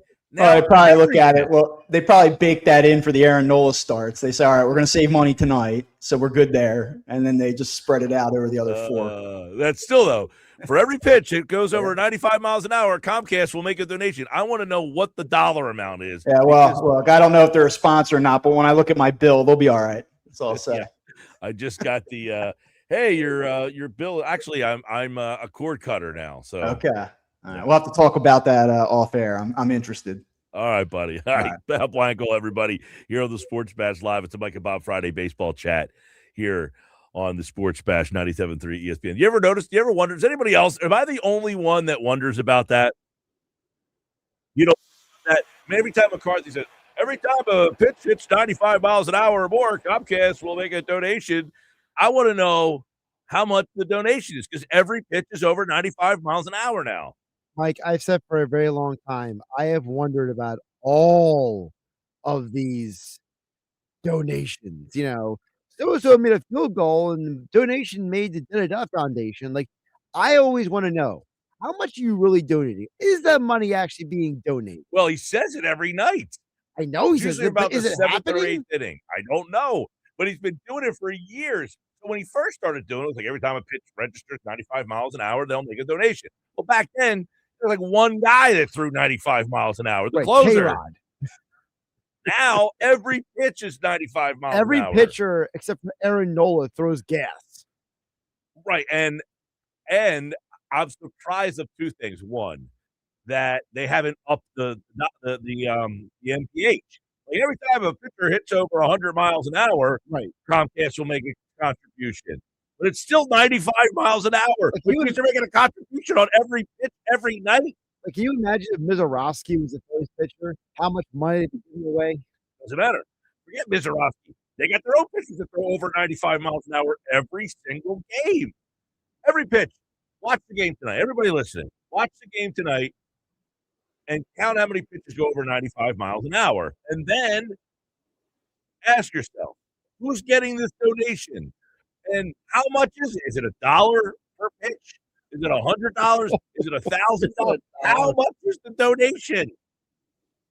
You want to donate to my team going to the Babe Ruth World Series? You can do that. Probably more worthy cause. We have every time one of our kids goes over 55 miles an hour. How about that? That would be the equivalent. 65 miles an hour. You go over 65. You'll be giving us $1 every single pitch that we throw. I like that. All right, Sports Bash Live. We're going to have a fundraiser on Sunday at Maynard's in Margate. If you want to stop out and support the squad, we'll all be out there from 2 to 5. So come on over and check us out over there. I'll be out next week for the World Series. Josh will be hanging with you guys then. Nick on Monday. With Pete, we're back at Ocean Casino this Monday. I'll be there.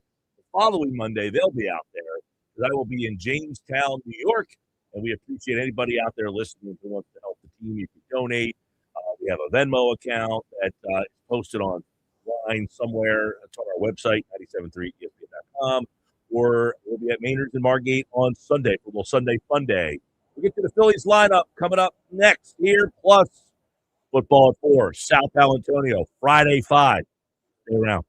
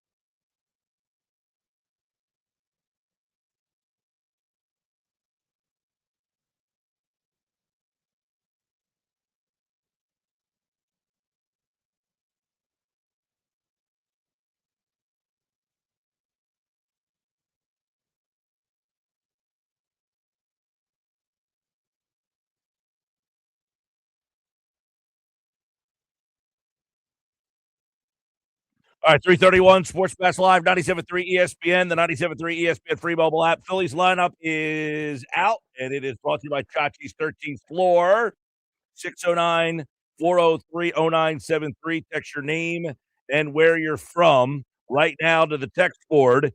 You'll be entered in for a $25 gift card to Villa Raffici's Chachi's 13th Floor. There was no winner this week, no 13th run, but that means everybody who played along all week long, you have a chance to win tonight. Schwarber, Turner, Harper, Arraez, Bohm, Marsh, Realmuto, Stott, Crawford, and the pitcher tonight is Zach Wheeler. The Phils going up against the Toronto Blue Jays. Phils looking to win their 6th and 7th games since a rough streak out of the All-Star break. So there is your Phillies lineup tonight. It is brought to you by Chachi's 13th Floor at Villa Raffici's and at Beacon on the White Horse Pike. 609-403-0973. Text your name and where you're from right now. And tonight, after the end of the show, we will announce our winner for the $25 gift card to Villa Raffici's in at Beacon. Good. Got it? Sweet. Friday. Happy Hour Friday. It is Happy Hour Friday. I got some Happy Hour Friday picks. You always have Happy Hour Friday. Gotta have them. Gotta have them. We got Sal Pal coming up. Adam Caplan football at 4. Speaking of football, we've got some clips from Howie Roseman a little bit later on in the show as well. He was on the Up and Adam show. We'll hear from him up a little bit later. Yeah, Kay Adams got a one-on-one interview. He talked with Howie Roseman 15 minutes. I think I didn't hear any of this. I did see one clip where he talked about, the players are always trying to get better. The coaching staff's always trying to get better. And then he owes it to them, always trying to make the roster better. And then she kind of was like, well, now that opens you up to, why the fan base is always expecting you to make trades and stuff. Yeah. That was not one of the ones that made the cut for me. So somebody just messaged us on the text board about the Comcast thing. Okay. I'm curious. Said the exact dollar amount of the Comcast Xfinity donates 95-mile-per-hour pitch is not publicly disclosed during the broadcast or in team marketing materials. While the NBC Sports Philadelphia broadcast frequently highlights that Xfinity makes a donation to Phillies charities every time a pitcher crosses the 95-mile-per-hour mark, the specific financial terms remain a mystery. Unlike Comcast, other corporate sponsors for the Phillies are completely transparent about their tracking metrics and donation amounts. In other words, Philly insurance companies, every run scored by the Phillies, they donate $100 per run to local Delaware Valley charities, which I did not even know. I never even seen them do that. The Comcast Xfinity, any pitch thrown over 95 miles an hour, the donation amount is undisclosed, and the beneficiary is Phillies charities. This sounds like a huge scandal. Maybe the NBA should be investigating. Right. Is this bigger than the Kawhi Leonard thing? I mean, to me it is, because I am always suspicious when anyone ever says we're donating to charity. Like, I give you ever see the side-eye emoji? That's me. Like, for example, every time they make a 50-yard field goal, or every time, whatever. I just have wondered for years, and I don't even really care. I just said that I find it bizarre that it's 95 miles an hour and that they've never upped the miles per hour. And I want to know, because every pitch is 95 miles an hour, how much are they donating? See, are you disappointed though if it said, well, we're only donating $5? I'd be very disappointed. Well, how many pitches are thrown in a game on average? How many pitches in total? Yeah. I would assume 200. So you're saying of those 200 pitches, let's say 170 of them, give or take, are 95 miles an hour or more. So you're saying every single night that you would be making a donation. Now, if it's only $5, well, I mean, if it's $10, it's $1,700, right? Right. So you're only donating like less than $1,000 every game. That is plausible. But if it was like, maybe they started this thing at $1,000 per, But then if it's only like $1,000 a game, then you're at 162, you're at $16,000, right? No, but I'm talking about if they actually, the dollar amount when they first started this was, say, $1,000 per pitch that went over 95. Well, now you're doing $1,000 per pitch 170 times. They're not doing that. I don't. That's what I'm saying. I want to know how much the amount. And the way the texture described it, you know what it sounds like to me? It sounds like there might be a wink, wink, cough, cough situation where at the end of the year, you think so? Comcast just like, here's a check for 20,000. Leave us alone. Leave us alone. Well, they probably came up with the thing. They probably did, but then they didn't realize that people like Mizorowski would be growing on trees in about 10 years. I mean, but forget Mizorowski. Everybody throws over. Now, again, like I said, if they said every pitch over 100 miles an hour, that would be different.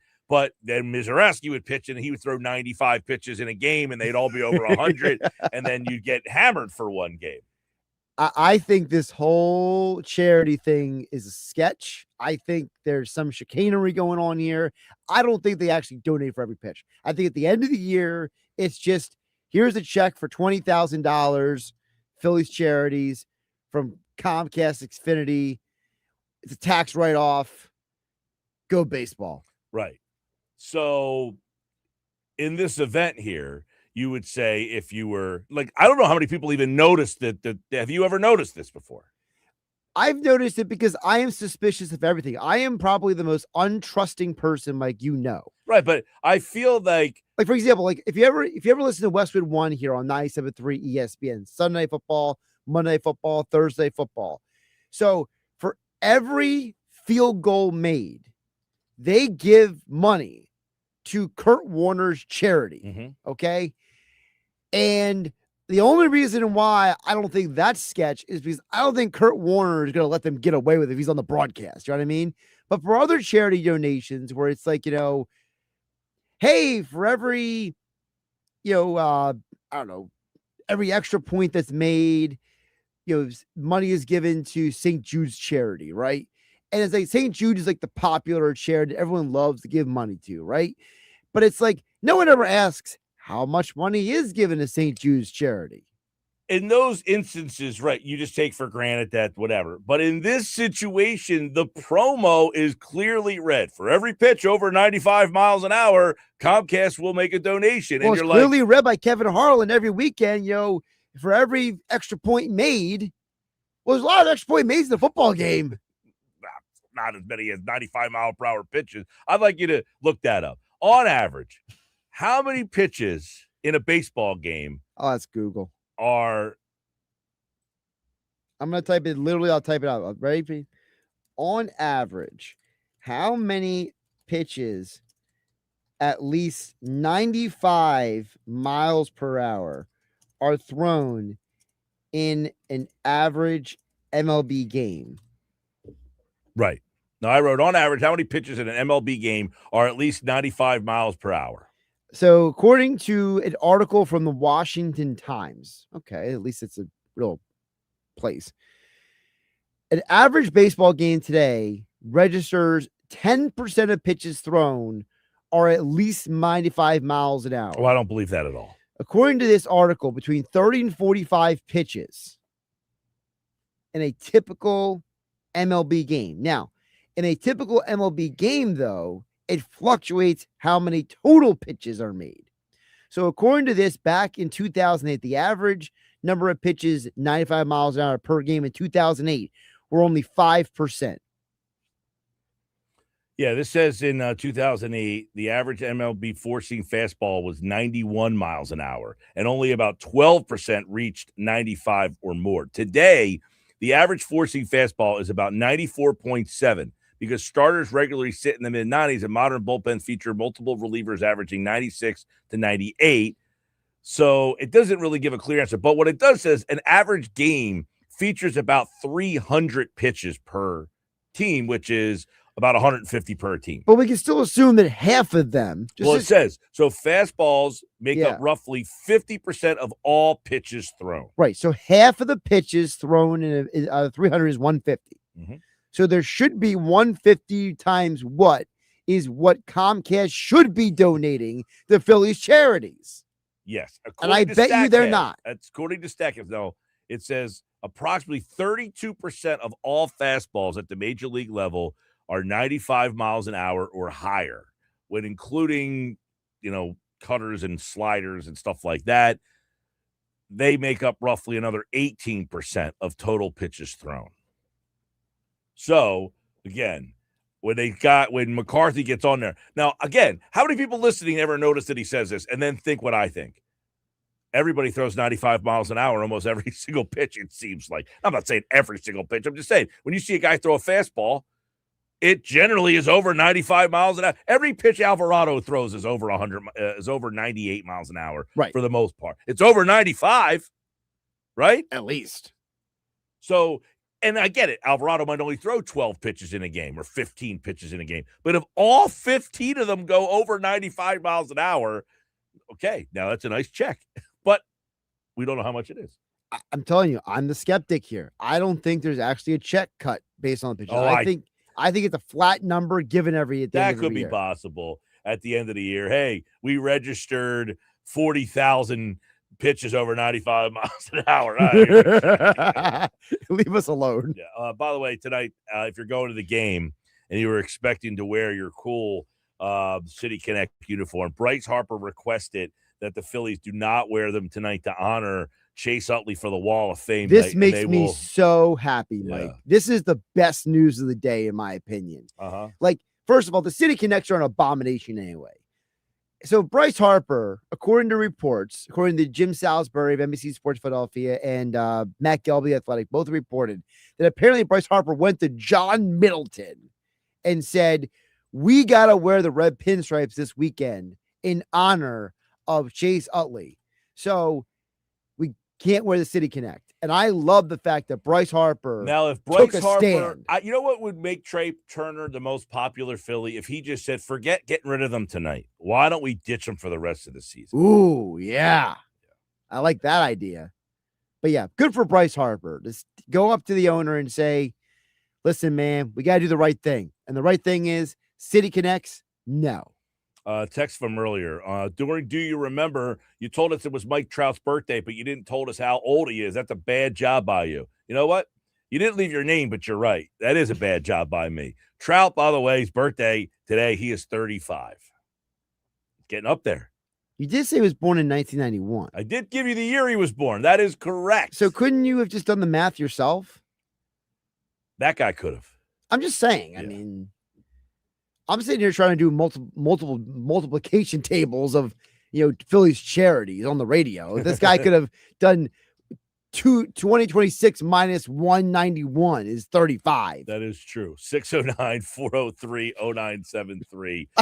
I'm in a mood today. Thea from Mays Landing. I'm enjoying my team right now. I love Arraez. Mike, you're really going to be upset if Painter winds up being a bust. You want him to succeed so badly. Well, Thea, I hope that every Phillies fan wants Painter to succeed very badly. He was the number one prospect in the organization and one of the top pitching prospects in all of baseball. If he's a bust, Thea, that's not a good thing. So, yes, I want him to succeed so badly. I mean, what does she want you to do? Say, I hope Andrew Painter stinks? Exactly. I don't want him to stink. I wish he was better. So far, he hasn't been what I expected. I mean, we're supposed to wake up every day and be like, I hope Painter stinks tonight. I hope he's a failure. Phil and Brigantine. Mike, I was connecting to my cell to Bash. I saw your article about Kevin Love. You and Paul, I think, mentioned yesterday, Bono would not be the only ideal option for subbing for Embiid. It looks like Love has decent stats at 16 minutes a game. Seems like a perfect fit. Thoughts? So for what Phil's talking about, yes, there's a report that Kevin Love's agent has reached out to the Sixers. He's interested in joining the Sixers because he wants to play with LeBron.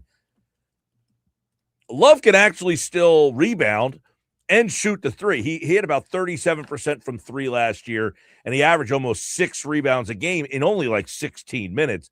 This team could use a floor stretcher still and a rebounder. Now, the problem with him, he's the rebounding. He's 38 years old. Yeah, but he was never a big jumper. Like, he was never a guy who jumped high to get rebounds. Kevin Love was always like a guy who just boxed you out with his big lower half. He was a much bigger man in college, and then he kind of he looked like Embiid in college, and now what Embiid looks like now. Complete switch. I had a guy yesterday. By the way, according to Basketball Reference, Kevin Love weighs 251 pounds. And how much was he in college? I'll find out. He was a much bigger man in college. He lost a lot of weight. Yeah, this guy was listening to yesterday that I ran into, and he said that he looked at the pictures of Embiid. He's like, I didn't recognize the guy. I said, yeah. I said, can you imagine looking at Embiid and not thinking that he had a significant – now, you weren't here yesterday. I was not. When you see the pictures of Embiid, you're like a fitness guy. Do you look at Embiid and say that he looks like he lost a significant amount of weight? He looks like he lost 25 to 30 pounds. Yeah. No, I said 50 yesterday. The reason why I say it's 25 to 30, because I think we forget sometimes that these taller athletes, they're already big human beings. Mm-hmm. So it's like, it might be 50 pounds if Embiid was like 5'10". Yeah. But he's 7'2". Yeah. By the way, Kevin Love weighed over 260 pounds in college, according to an ESPN article. He was what? He weighed over 260 pounds in college. So there's an ESPN article from 2015 where Kevin Love apparently basically had a conversation about how he had to lose weight because of all the injuries were wearing down his body. And so that's why he lost a bunch of weight from when he was in college. All right. Sports Bash Live, 97.3 ESPN. Keep the text messages coming. We'll work on those.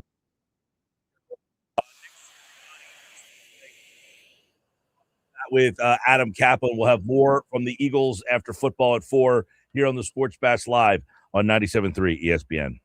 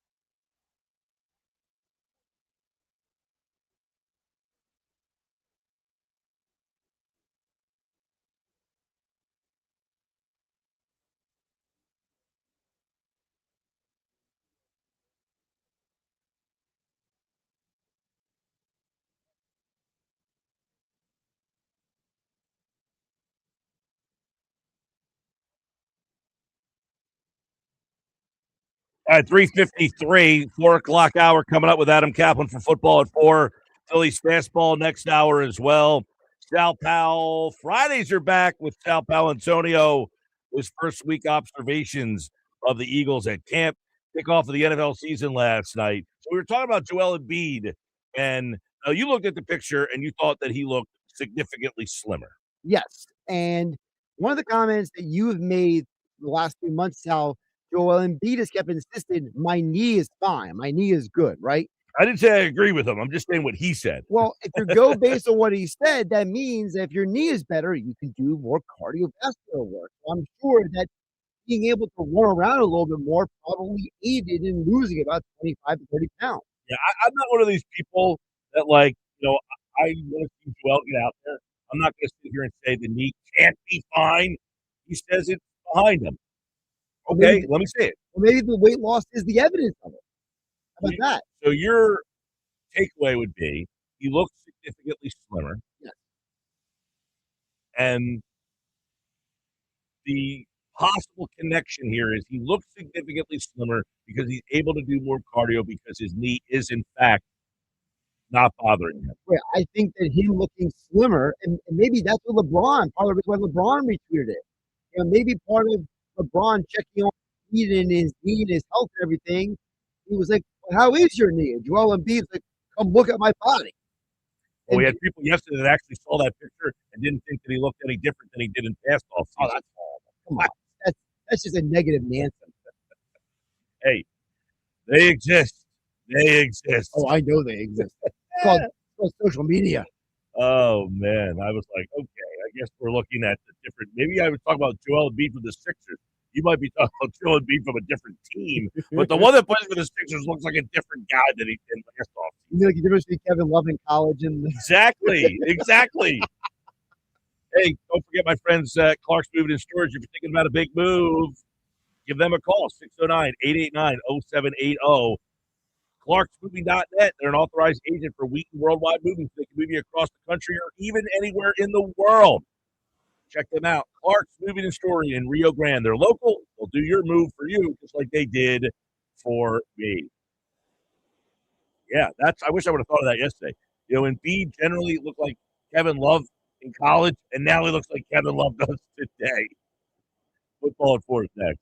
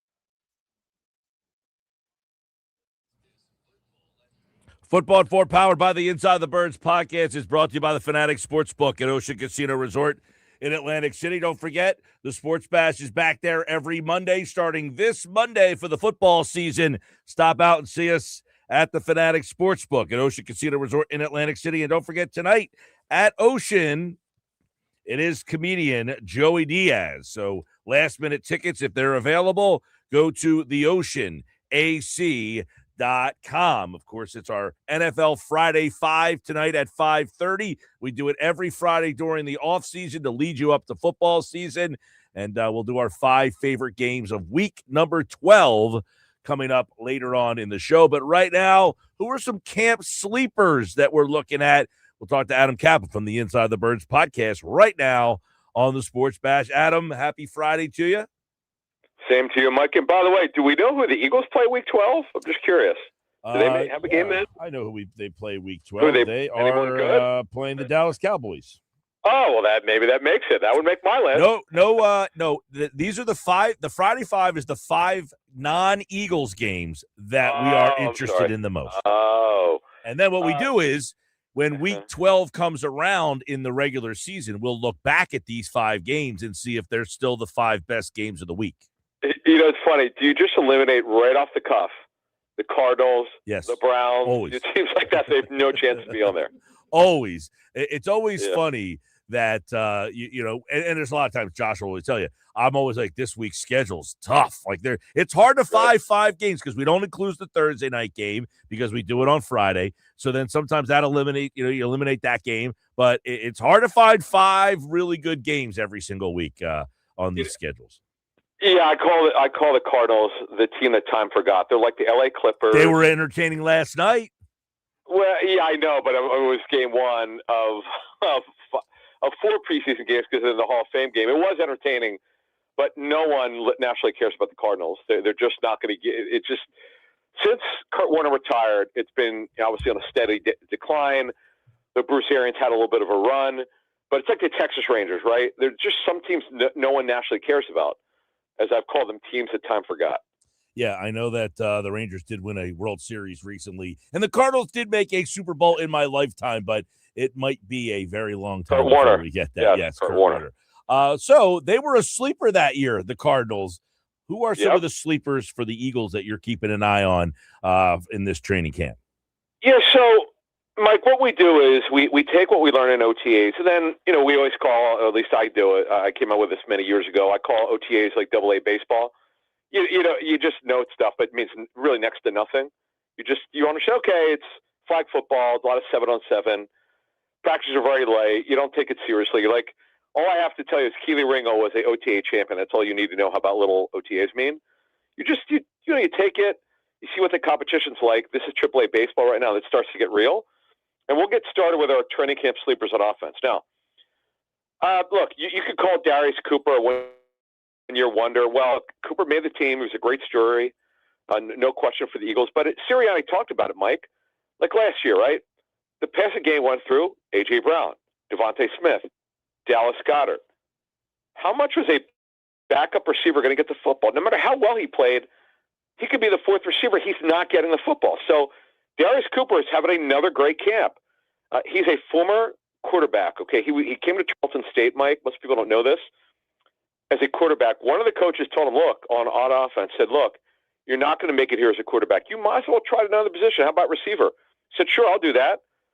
And what he did was, and more power to him, like Greg Cosell mentioned this, he was listed as 190. But Greg called me last summer. He said, hey, did this guy put some weight on? I watched him on the preseason tape. He goes, yeah. I said, yeah, he put on 15 pounds. He's jacked. He looks great. But again, Mike, this year, now A.J. Brown's gone. We'll see about Mekhi Lemon once he's ready. But it's going to be Devontae Smith, Dontavian Wicks, and Mekhi Lemon. So even if Cooper beats out Hollywood Brown for the 4th receiver job, he's not going to get the football. It doesn't mean he doesn't help them as an inside and outside receiver on special teams, but he's had a great camp. And I just want people to understand that just because the guy might not catch a lot of passes, he still is going to have a role. And by the way, if somebody gets hurt, then he moves up. Yeah, Cooper was the kind of the back in the day. Remember, it was like Mr. Lehigh. You'd have like Hank Baskett, guys who were receivers. Oh well, nothing like that. Paul I hear Turner, you, right? Paul Turner. Paul Turner, who. So Jeff and I did a show. I don't know, 2 or 3 weeks ago before training camp started, and he called it the Lee Heisman's. Jeff came off that line, which is just like the greatest thing I've ever heard. Lehigh when there was practice at Lehigh, and guys would stand out. And Paul Turner was a guy that I told people, great hands, can't run a lick, he'll never make it. He can't run. But the problem is when you're in training camp, you're not seeing press coverage. You can't tackle anyone. You can't hit anybody. Guys look better than they were.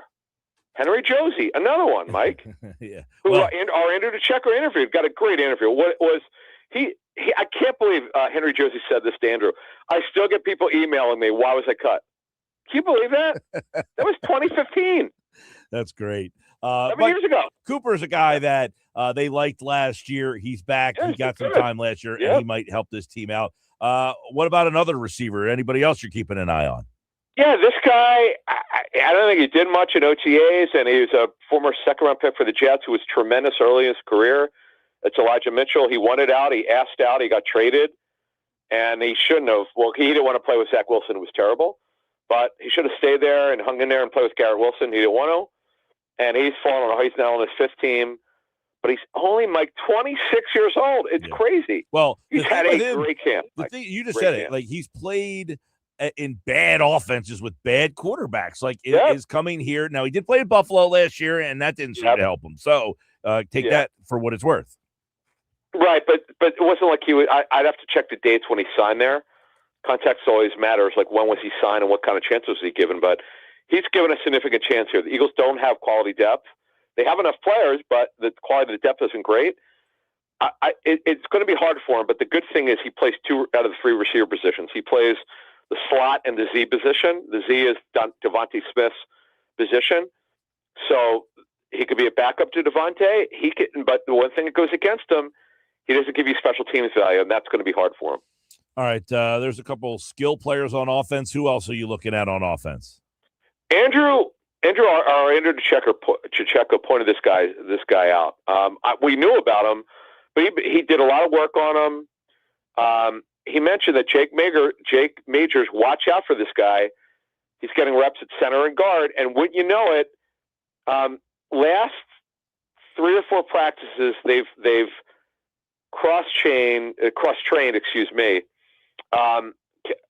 Drew Kendall he's Mike. Drew Kendall's got work at both guard spots, either in training camp or in OTAs, and he's not getting many reps at center. So they already know what Drew Kendall is. He's really a center that kind of cross-trained at guard. But this Jake Majors this is what he is. This is what someone in scouting told me. He's undersized in terms of bulk. Center. He's not a good athlete, but he's really smart, and he's detailed, and he doesn't make a lot of mistakes. And he's giving himself some value here, Mike. Now, as I was telling Andrew, the key for him, he must be terrific in the preseason games. If he's not going to make it, because how many backup centers do you really need? But he has played guard in his career. He's at the University of Texas. This guy started a lot of games in college. He's been a good story, Mike. Watch out for Jake Majors. All right. Obviously, the Eagles' offensive line last year had all sorts of problems, and they didn't have great depth on that line last year. So there's going to have to be better depth on the line this year, especially if they have some injury. And I think Cam Jurgens did leave the field today. Now, I think Nick Sirianni said he's expecting Lane Johnson back tomorrow because Markel Bell's been getting a lot of reps. Well, he was there today. Yeah, he was actually there today. Lane was there today. Okay, so he spoke. Okay, so he spoke before the practice. Gotcha. Yeah. He was doing some stuff. He was seen at practice today. Yes. All right. Before we move to defense, anybody else on the offense that stands out? Yeah, this guy, and I pointed him out in OTAs. I didn't know much about him. I know he was on and off the Titans practice squad for almost 3 years. John Njoku is he's an undrafted free agent out of Boise State. Now, that's kind of a high-profile school. And he started a bunch of games. He was a 5-time academic all-conference player. So how does this guy not get drafted? And How do the Titans, who had a bad offensive line for years, not keep this guy as a developmental backup left tackle? Well, the Eagles don't know who their backup left tackle is long term. We know Fred Johnson's the top backup right for at least this season, as Markel Bell could push him out of the backup right tackle job.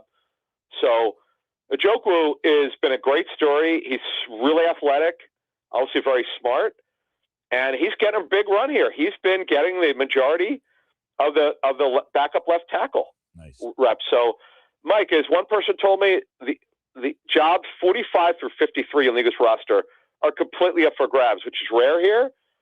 So this kid, Ojukwu, could maybe shock us and make the roster. All right. Well, I like that's good information. 45 through 53. So these games coming up on the 15th, those battles could be won there. Let's go to the defensive side of the ball, where obviously the other day, Vic Fangio, he did admit, look, we don't have a lot of young guys that are like trying to make this team. Their defense seemingly is pretty set, but who are some sleepers that could earn their way onto this roster? Right. So, Mike, this guy would be a sleeper because I just didn't see him have had a chance to make it. But A.J. Epinesa, he's not making a lot of money. 1-year deal for the veteran minimum, a little bit of guarantee money, not much. His contract will absolutely not keep him on the roster. It's strictly going to be performance. He has stood out. Now, what got him drafted in the second round many years ago with Buffalo was he's such a good edge. He's such a good run defender, sets the edge.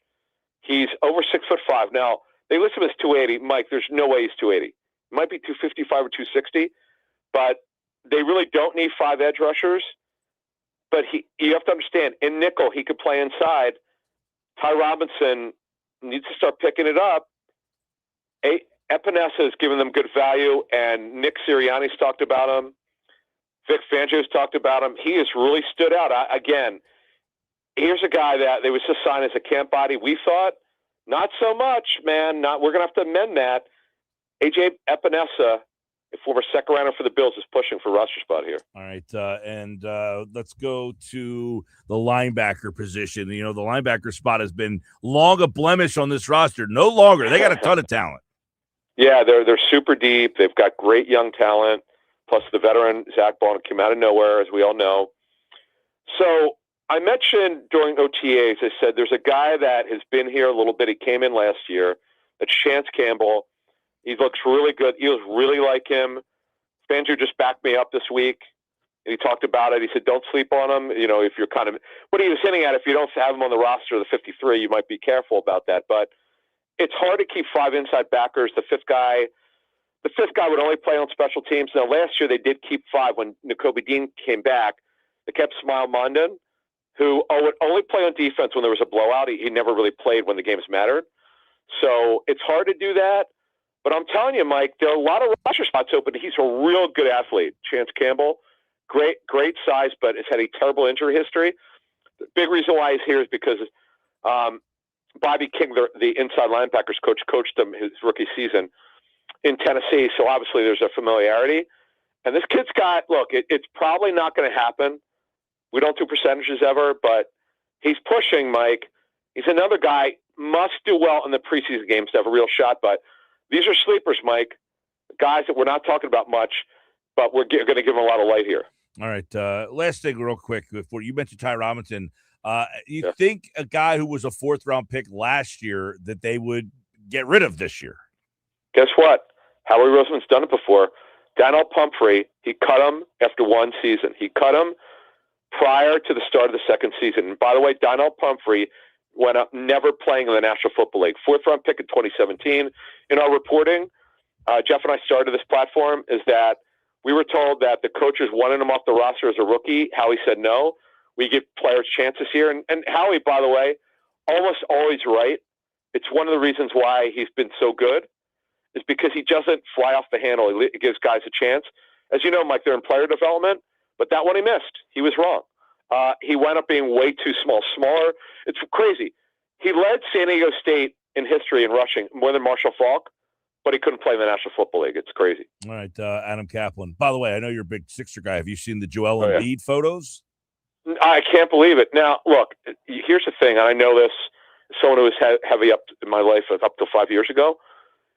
your limbs feel so much better, Mike, when you get in fit. I lost 45 pounds. I could tell you, you see me, getting that weight off my knees, off my body. I cannot tell you how much better it feels.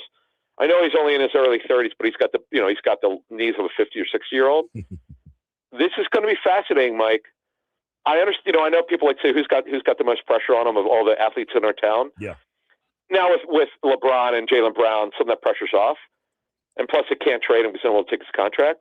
But watch out, man. If he plays, Mike, if he plays 55 games, I'd be absolutely floored. Think about how good they'd be if he plays like 55, 60 I know. I just said, I was laughing. I said, I saw the picture and I was like, who is this guy? It doesn't, I mean, AI. This is the most significant formation that he has looked in years past. Like he looks like he's in some good shape. That's your reaction normally. Hey, look, Joel looks like this time. I was like, whoa, he looks like he really lost weight. It's funny of all the pictures, the video where you'd see Ben Simmons shooting, hit a 3-pointer, yes. and you roll your eyes like, here we go again. This is real, man. That means a lot to me. If a guy does this, taking the weight off his knees is a great thing. I can't remember, Mike, the last time I was so excited for a Sixers season. You folks listening out there probably could think about it. Since 2001, Iverson, since the shocking run to the championship game, series, but they lost to the Lakers. I don't know, Mike. And in fact, I didn't have that kind of excitement because I didn't expect that. I'm expecting great things, and I don't want to hear any excuses. They've got to make a run here. You're right. All right. Football at 4. The Eagles are back, and, of course, we got it all covered here and the Inside the Birds podcast, getting ready for the 15th when the Eagles take on the Baltimore Ravens. You can hear the game right here on 97.3. Thanks, Adam. Thank you. All right, there's Adam Caplan and his sleepers for training camp so far. He gave us a couple on offense: Darius Cooper, Elijah Moore, Jake Majors, John Ojoku, and then on defense, AJ Epinesa, Chance Campbell. I like what he said, though, that 48 to 53 spots on the roster, spot 48, 49, 50, 51, 52, 53. Those spots up for grabs on the roster today. All right, Sports Bash Live. Let's get a couple things. Josh, you listened to the Up and Adams podcast with Howie Roseman and kind of found the best bites that stood out. Yeah, so I wanted to highlight a couple specific ones because Kay Adams brought up to Howie about the reality that, them re-signing Jalen Carter. And I don't want to speak for Kay Adams, but I think she asked the question in a way that got the answer she wanted out of Howie, basically saying, hey, the Eagles have a philosophy. They have a method. They value character and quality human beings over just talent. And she basically insinuated, why then would you bring in a guy in Jalen Carter and re-sign him, right? If he maybe has some questions about his character, the spitting incident with the Cowboys, so on and so forth. And Howie went on to explain the Eagles' philosophy when it comes to re-signing players and admitted basically that, there are times where they disqualify players from even coming to Philadelphia before they even consider drafting them. At the end of the day, there's got to be a standard to walk into the building. And so, there are certain things from a character perspective that we won't look at. And it's hard because there's a lot of good players. And for me, I'm tempted by good players, And so if I'm going to watch them and then after the fact, I'm going to know they're not going to pass this test, I'm going to try to make excuses for them. So we don't even kind of go in that direction for certain criteria, but we also give second chances because everyone makes mistakes. Yeah, I think if you have a lot of talent, that's the way the world works. They give you a second chance, sometimes a third. Talent generally will win out. The Eagles have done a good job, though, of filtering out the bad guys, passing on guys. Very rarely. I mean, it's so infrequent that an Eagle player gets in trouble off the field. There really has only been one in the last 10 years. And that was this year with Nolan Smith. And by the way, Nolan Smith came out and apologized to the media about how he felt like he embarrassed his family and the organization with the speeding ticket incident. Howie went on to explain that the Eagles are well aware that nobody at 22 years old is going to be who they are in the future. This isn't like, everyone's got to be totally, at 22, we weren't all the best version of ourselves. I certainly wasn't. So we got to give guys the opportunity to grow into people. And as long as they have the support system to do that, we think they're good people.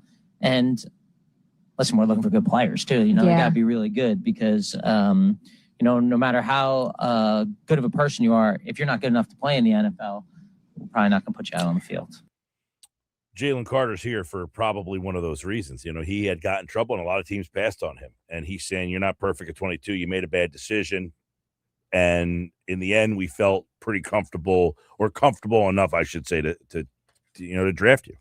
Conversation then shifted to current rookie Makai Lemon. Of course, Makai Lemon has been injured in training camp, and Howie made a very interesting analogy between Makai Lemon and another former Eagles rookie, 2K Adams, on the Up and Adams show. I talked to him the other day, and I reminded him of a rookie who was banged up in training camp a couple of years ago. His name was Cooper DeJean. You know him? I do. And, he didn't play till our third preseason game. He didn't practice till then. He got hurt kind of through the draft process, got hurt during our mini camps, and, just turned out to have a phenomenal rookie season. And so it is a marathon this season, and so many things are going to happen. And so for us, just keeping our head in it and understanding from Makai that first game and last game, let's make sure that he's in a great spot to play really well in the first game and last game and can contribute to this team because we're going to need him.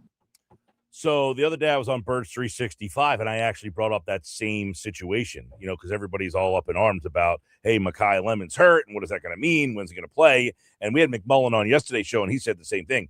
Yeah, maybe he's not ready for week number 1. But remember, Cooper DeJean didn't really get onto the field until about week 4 or 5 and start making a impact at all until a little bit later on that season. So we all want our new toy to get out on the field right away and play and contribute. When you have a first-round pick, especially one that you traded for and one who was taken in theory to replace a key guy that you lost, you want that guy producing right off the bat. And I don't think that that's going to be the case. Unfortunately, these hamstring problems are very worrisome for me. Anybody who's dealt with hamstrings, that that's a constant issue. This happened to him in OTAs, and now it's happened to him again here in training camp. The other part I want to bring up to you, Mike, is Howard Roseman was asked about Jalen Hurts having another different offensive coordinator, and I want to get your reaction to Howie's response to being asked about Jalen Hurts' handling of another offensive coordinator in Philadelphia. And obviously, he's been thrown a lot of different offense coordinators at him, and he hasn't blinked, and I think that's what's impressive. And we talked about what it means to be an Eagle, overcome adversity. I mean, the guy continually overcomes adversity. He constantly has doubters, constantly has to reprove himself every year, and never complains about it. He just puts his head down and goes to work. And, I think that's a great example for what we're looking for everyone in this building. We were talking about this on Birds 365 the other day, is that, why is it that Jalen Hurts is so polarizing? And, he talks about it because a lot of times Jalen Hurts just lets it roll off of him. He doesn't even allow it to enter the stratosphere. Right. He never comments on it. He never really lets you show that it gets to him at all. Maybe it doesn't. Who knows? But I think that's kind of what Howie's saying is he is, unflappable with all of the outside. And sometimes it's like him being ranked number 17 on a list doesn't phase him. But it shouldn't phase anybody, really. Maybe it shouldn't, but maybe some guys look at it as a chip on their shoulder. Like, people have praised Baker Mayfield for being a guy who I got a chip on my shoulder. I'm gonna attack the season. And Jalen is he's in a different spot. One of the reasons why Baker is because of his size and he's smaller and he's looked at as kind of like, you're not big enough to play this position, that kind of stuff. I mean, Jalen and him are about the same height, actually. But Jalen's never really been called out for that. Sure. That's kind of where Baker has always been looked at as he's, too small. He was too short, and he ends up being the number 1 overall pick. So his chip should probably be gone, although he's been on about 5 different teams. He has, but I did think the other part that Howie said was interesting. He basically pointed to Jalen as kind of like the model of what being an Eagle means. And it kind of has to make you wonder, with all the conversations that have been had about what is Jalen's future with the Eagles, the way Howie describes it is Jalen is not just our quarterback, that he is the role model for other people of what being an Eagle means. It doesn't sound like a guy who's going to be going anytime soon. Believe it when I see that. He could say it now. What's he going to say? We're looking to get rid of this guy? Fair. I mean, those type of things I just kind of will say, yeah, right now I think that they want him. I think every organization wants. So you're not buying this high praise from Howie. You're just saying this is standard messaging. No, I buy the high praise, but I'm not saying it locks him in here long term. Okay. I mean, if he has a bad year and the offense doesn't go as planned, I think we could see a big change. So what you're saying is it's valid on August 7th, but if on January 7th things go sideways, 100%. Gotcha. All right, and the 97.3 ESPN free mobile app. Coming up, it's today's Phillies Fastball. It is Alumni Weekend. Oscar Budajin is going to tell us a little bit about his experience during Alumni Weekend. It's Chase Utley on the Wall of Fame this time around. We got plenty more to go here on the Sports Bash Live on 97.3 ESPN.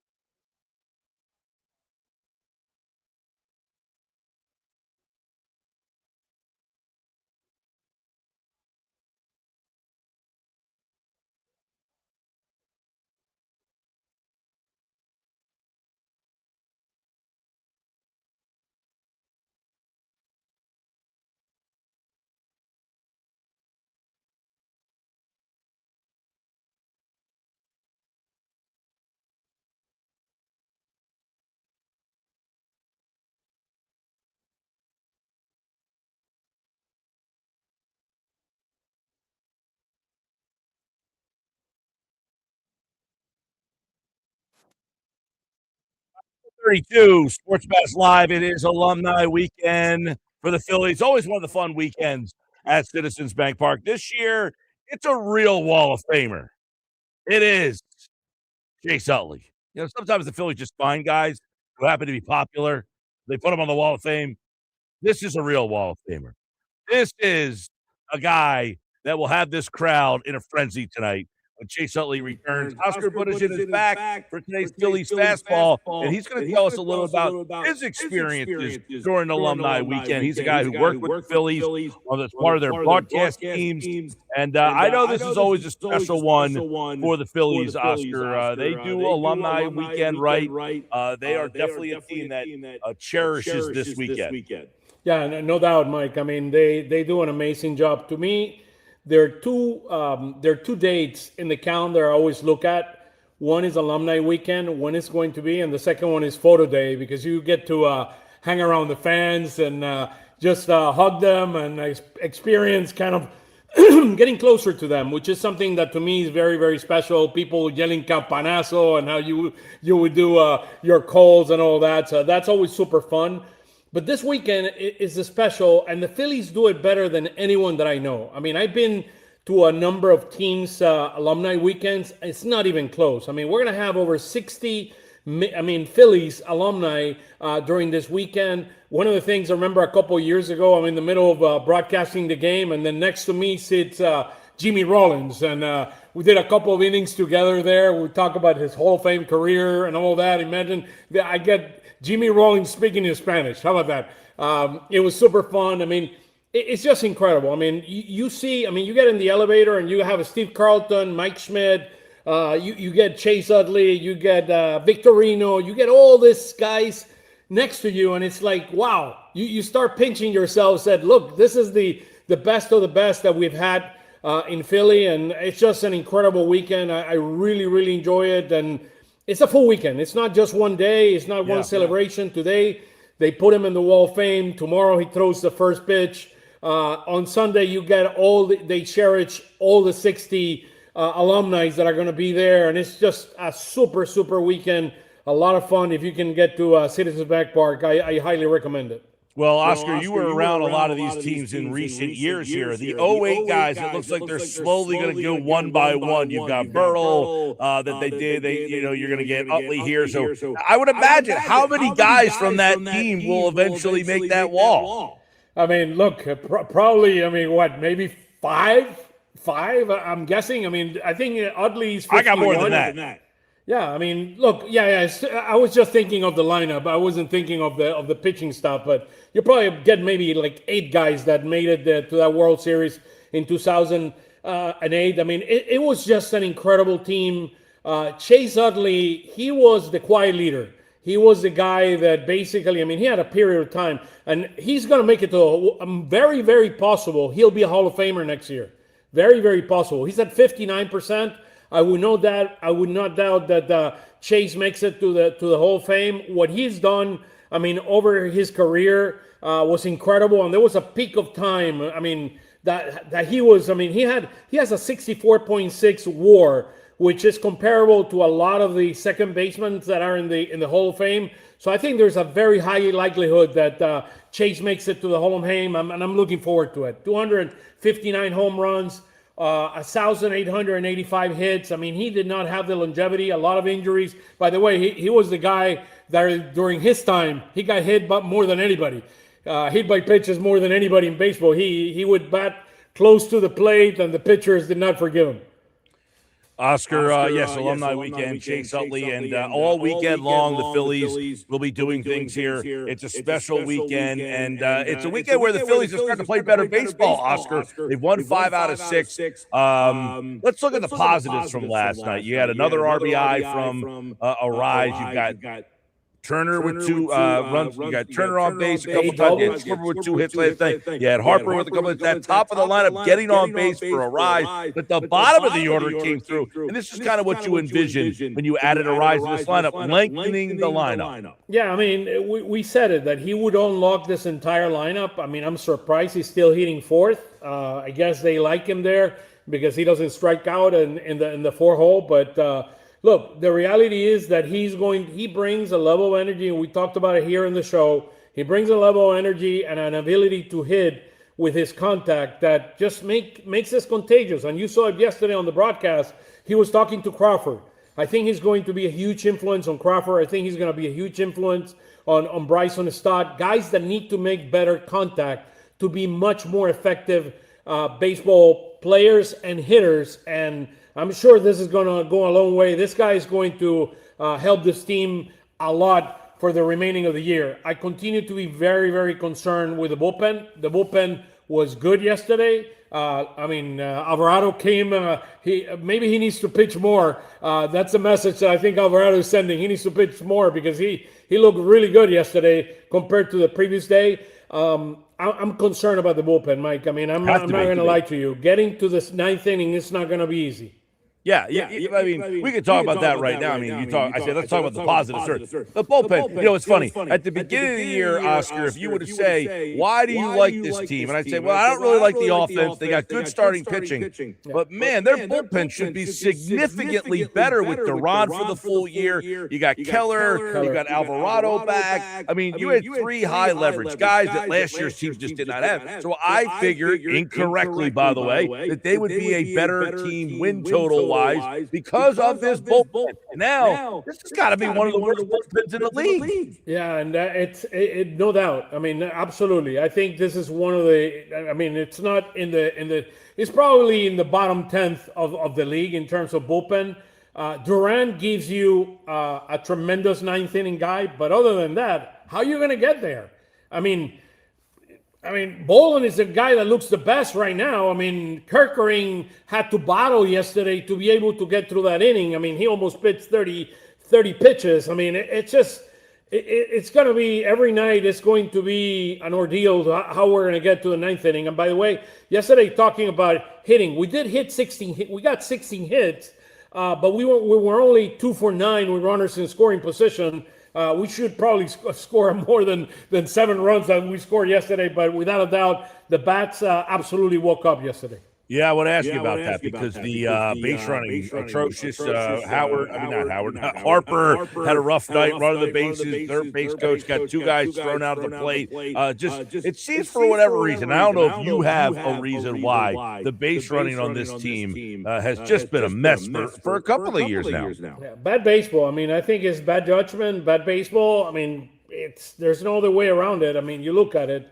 Harper takes too many risks. I mean, that's the way he plays with his head on fire, and he takes too many risks. And those risks, the majority of the time that he's trying to extend stuff, I mean, that's what happened. I mean, Arraez yesterday, I'm surprised with a base hit, he doesn't score. And he started dancing salsa in the middle of the home plate there. I mean, it's like, I mean, it just, I don't know. It's just, it's hard. I mean, it's hard to imagine the team. I thought the other very interesting thing about the game yesterday is that they pulled Harper in the 9th inning for defense, and they brought De La Cruz. I thought that was very interesting. Classy of Harper to accept it, what it is. I think until Castellanos wouldn't have accepted it. Oh yeah, we know that. I mean, he would have brought a beer to the dugout. I mean, look, I do believe that Harper is going to play more in the 9th inning. But he just needs a little bit of time to catch up to playing the outfield. His legs are too important for this team. I mean, his ability to hit is too important for this team to be able to win. All right, Oscar, we've got the good, the bad, the ugly. Schwarber. Did say Schwarber got 2 hits. Dancing from Arraez. He had some nice dance moves there. That was pretty funny there. But you're starting to see, though, what he is adding to this offense. And I know you just mentioned about hitting him in the number 4 hole, but you're starting to see if you get guys on base in front of him, he puts the ball in the bat, and he gets either a productive out or an RBI so far 3 straight games. Yeah, and you can see, I mean, he has some power. I mean, he hit a home run the other day. He got a ball yesterday to deep center field. He can hit for power. He's not a power hitter. He loves to spray the ball, particularly toward left field. You're going to see a lot of hits from him toward left field, but he's special. That's the simplest way to put it. He's a very, very special player. I really like him, and I think he's going to help this team tremendously as we get closer to the postseason. Oscar, we've got Sanchez last night. I want to get your take on him. 15 wins. The last 20-game winner was Roy Halladay. I'm looking at this right now. Now, he only pitched 5 innings last night. He ends up getting the win. But it looks like Sanchez might be on track now. I mean, he should be on track. He's going to get at least probably another 10 starts to get that 20 wins. He wasn't his best last night, though. Yeah, I agree. He's been having trouble getting his pitches. I mean, controlling the strike zone the way he normally does, which is one of his key strengths. Look, it's a long season, but as I told you, this guy is close to guarantee when you win. And when we hit the way we hit yesterday, scoring 6 runs early, it was 6-0, and it was very, very hard for the Nationals to come back. Even though I'm not going to lie to you, I got a little worried there with the bullpen coming in that this game could have gotten a lot closer than it got, but hey, the bullpen delivered what they had not been doing lately. So that was great to see. Yeah, last night the bullpen delivered, but it was interesting. We were talking about yesterday who were they going to actually call on last night because they all pitched the night before. And you mentioned Alvarado, Kerkering, and Bolin. They were the guys last night. Absolutely. And by the way, Mike, just want to mention Foley's, the Philly Sports Shop, is open this weekend. And they have very specials on Chase Utley for what he's doing over the weekend, being excelled to the Wall of Fame. So you're going to get signed baseball or a bat or merchandising from Chase. That's a place to go. And he still has King James there. I mean, do we know when his introductory press conference? He's not having one. Oh, he's not having one. No, he said that he will meet the media for the first time when they report to camp. Wow. Very, very interesting. Yeah.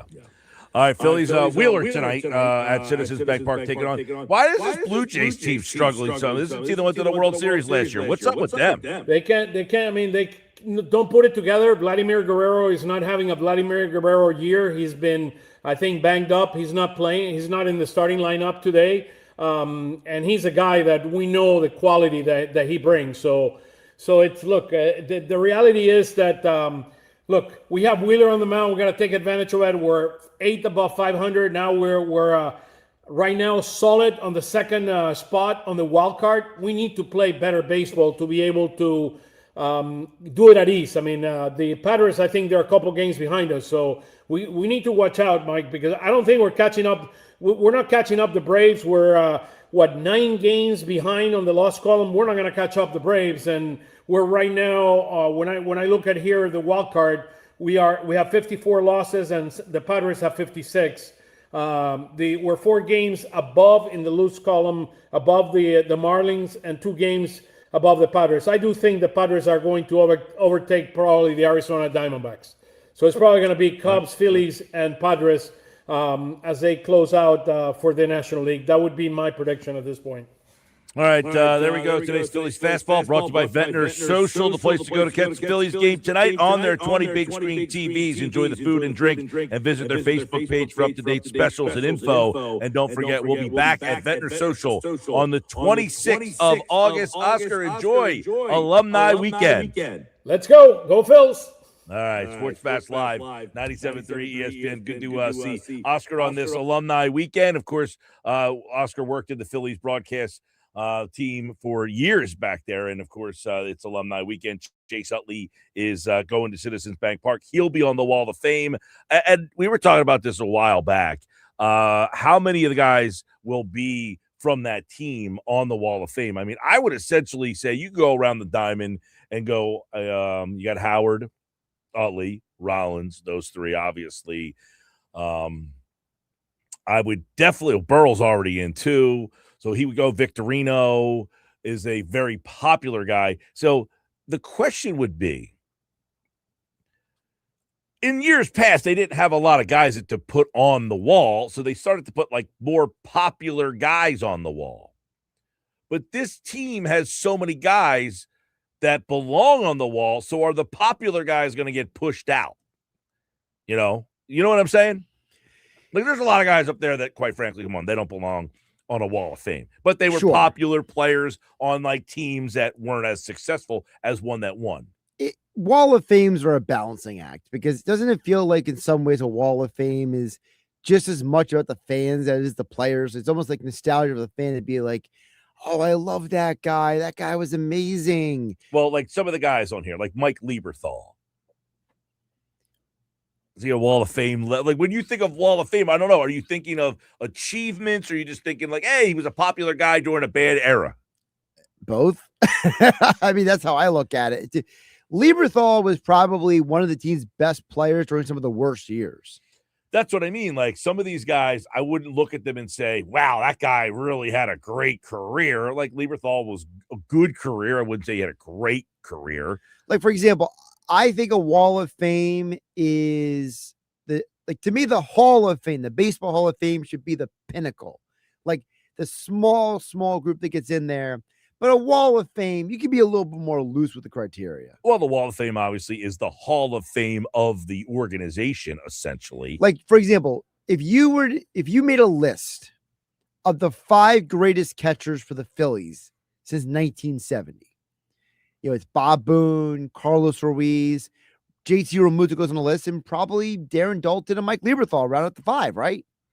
Yeah, if you were telling me the 5 best catchers in Phillies history, then he would be on, if you're saying 1970, then yeah, those 5 would be on there. I think I'm not an expert on the whiz kids. Boone's on the Boone is on the Wall of Fame. Dalton's on the Wall of Fame. Lieberthal's on the Wall of Fame. Ruiz is not yet, but that's the guy that I'm talking about. Ruiz is a popular guy, but is he a Wall of Famer? I don't know what the criteria is, because you do one, you do want to put, obviously, multiple guys you can put in some of the years, right? You can put more than one guy in. Of course. It's weird that they're not doing more than one for this particular team, is my point, the 08 group. Because you would think there's going to be so many guys on here. You brought it up. They're spreading it out. I guess so. Because there's going to be a lot of guys from this team. That's all. So you got this group, 08 to 12. And then the next group after that for 10 years, you got nobody. Yeah, from 13 to 22, you don't have anybody going on the Wall of Fame. Nola would probably be the one. All right, coming up.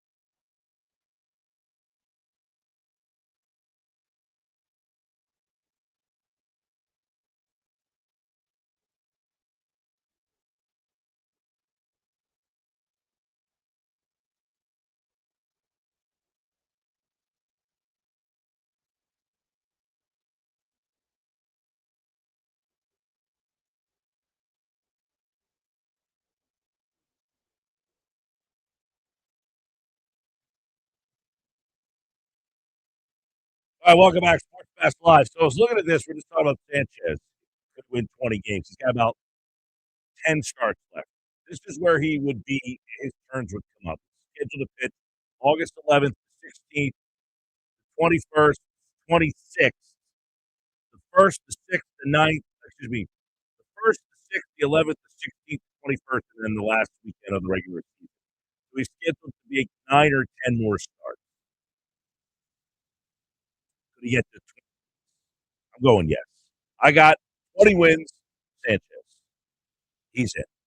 The last game of the regular season will be the 27th. Now, if the Phillies have clinched, that kind of stuff, there's 52 days left in the regular season. Start every fifth day, sixth day. That means you'll get 9 or 10 more turns on the mound. So, like I said earlier, about 10 more starts, maybe 9. But I think even if he gets 9, he needs to win 5 of the 9 to get to 20 wins.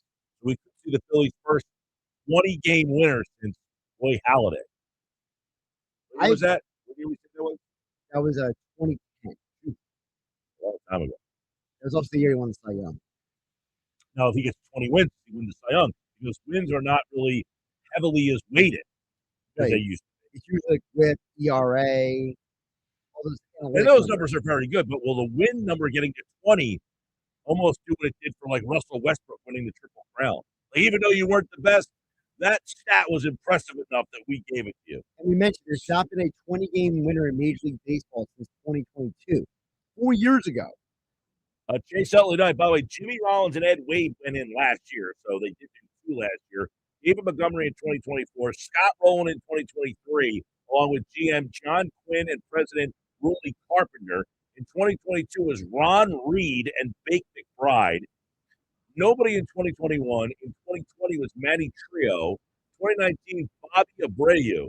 2018, Roy Halladay, Pat Gillick. Nobody in 2017. Jim Thome in 2016. 2015 was Pat Burrell. Charlie Manuel in 2014. Kurt Schilling in 2013. Mike Lieberthal in 2012. John Kruk in 2011. Darren Dalton in 2010. So since 2010, those are the Phillies Wall of Fame inductees. Sal Paolantonio is back. He joins me next.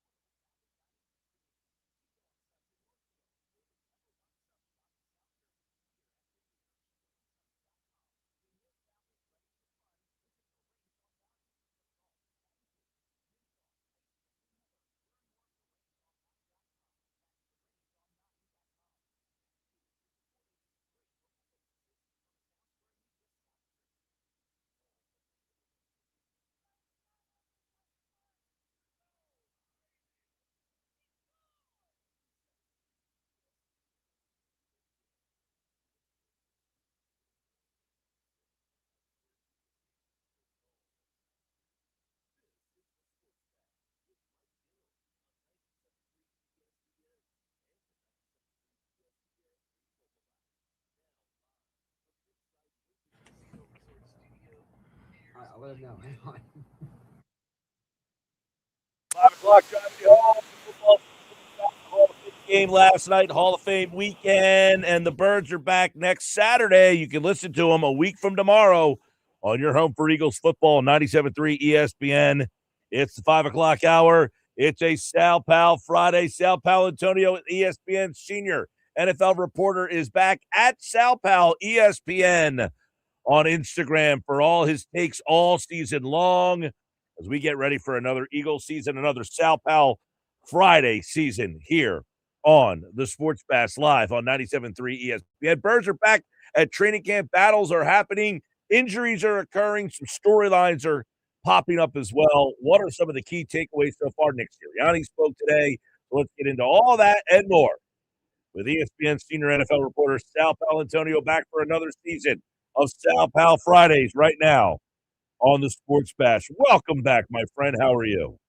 Oh, Mike, it's so good to be back with you on the Sports Bash. And I'm so happy to talk to everybody on the Jersey Shore and South Jersey and another season on your show. I'm privileged to be on your show. It's a pleasure to talk to you. And, of course, I'm so happy that Johnny G and the Grinder team at Burger Realty in Ocean City, New Jersey is back supporting our show together. So it's fantastic. Yeah, it feels like the offseason, we're all refreshed and ready to go. Are the Birds back and ready to go? Let's dive into some of the observations early on here. I guess one of the big ones, Sal, as we start things off, has to be the first-round pick, Makai Lemon. We have no observations of him. Slow start, Mike. And, you know, he had a really up and down spring in the mini camps. He's got some aggravated hamstring injury. It was a problem in the spring, and it's a problem now in the summer. And as Nick Sirianni said today down in South Philadelphia, all they're trying to do is get him better right now. You know, they haven't really seen much. He hasn't flashed at all. In practice, it's hard. It's a new offense. He's in a new city, all the way from the West Coast. He's got a new quarterback who's learning a new offense. Lane Johnson hasn't been available. He's had an excused absence for almost a week. Devontae Smith has been hurt with his hamstring injury. So it's a difficult spot. And it goes back to really the big picture question.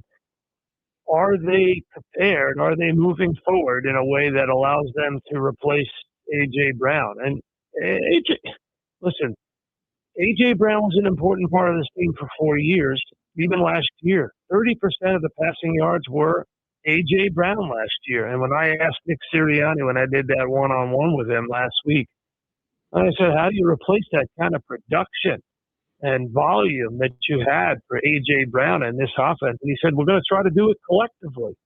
Well, it's hard to do it collectively when Devontae Smith and Makai Lemon, your first-round pick, who you traded up to get, has not been available.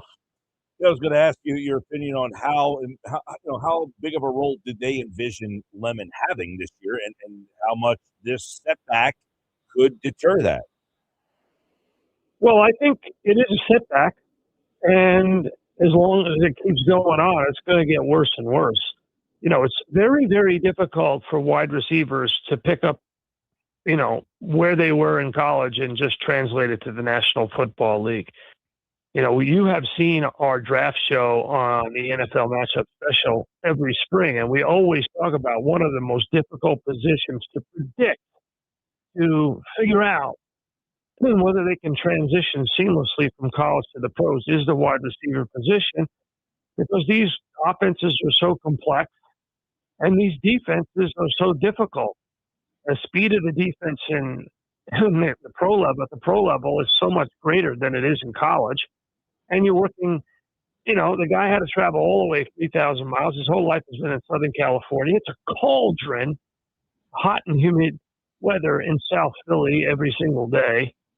So this has been a difficult transition for him. It's going to take some time. If he's not available in the third preseason game, that to me, which is a long way away. You've got the Baltimore Ravens next week. Then they go practice in New England. I'm going to be there. I'm going to join you live on this show from Eagles-Patriots practice. We'll do a special Sal Pal on your show. If you're going to be around, I'll definitely join you. I won't be on a Friday because I'm going to be there in the meat of the practices, which is in the middle of the week. But I'll call you live there. But if he's not on the field for that, and he misses the game in Foxborough, then I think we have a small problem that translates into a major problem. Well, you did say that at the draft that you were worried about the size and that kind of stuff, and all this is now coming to fruition. So I don't like the hamstring either. This is not good to hear. Devontae Smith also a little banged up. That wide receiver room, now that AJ's out, and they get Lemon and everything else, are we comfortable with what that room looks like? Well, no, absolutely not. If a guy from Green Bay who was basically a cast-off, Dontavian Wicks, and was brought here by Sean Mannion from Green Bay, is your standout wide receiver, that's a problem. You're going to need somebody who's got more firepower. I mean, Wicks has looked good because in the absence of Mekhi Lemon and Devontae Smith. And he also knows Sean Mannion. He knows the offense. He's the biggest wide receiver that they have. So, of course, he's going to be featured and he's going to flash. But this is not what you want to hang your hat on in this offense during the year. Talking with Sal Paolantonio at the Sal Pal Friday. We are focusing on Eagles training camp and some of the storylines that have emerged. You've been up there. Obviously, the offensive line has a new leader. Last year, they struggled. What storylines are you picking up from that unit that really was a disappointment, I would say, last year? Well, it's a different offensive line coach and Chris Cooper replacing Jeff Stoutland. It's going to be more horizontal in terms of the blocking schemes and the zone blocking schemes that Chris Cooper is asking this team to do, as opposed to just pushing people around vertically up and down the field. You're not going to be mauling people. You're going to be pushing them out of the way. And that should be more offensive line friendly in terms of, not creating the level of injury that you had last year. So let's, as we like to do in these segments, let's look at big picture and little picture.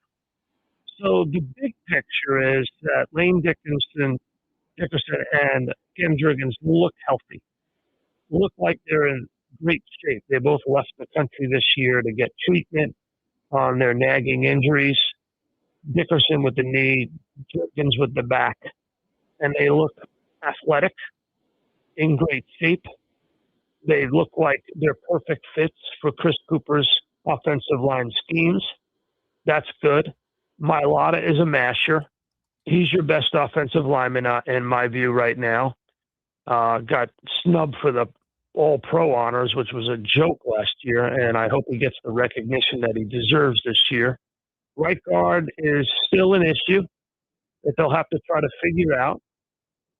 But the big thing is Lane Johnson. He had an excused but unexplained absence for 4 days. They say it's not a re-aggravation of any of his injuries, specifically the Liz Frank injury that cost him 10 games last year.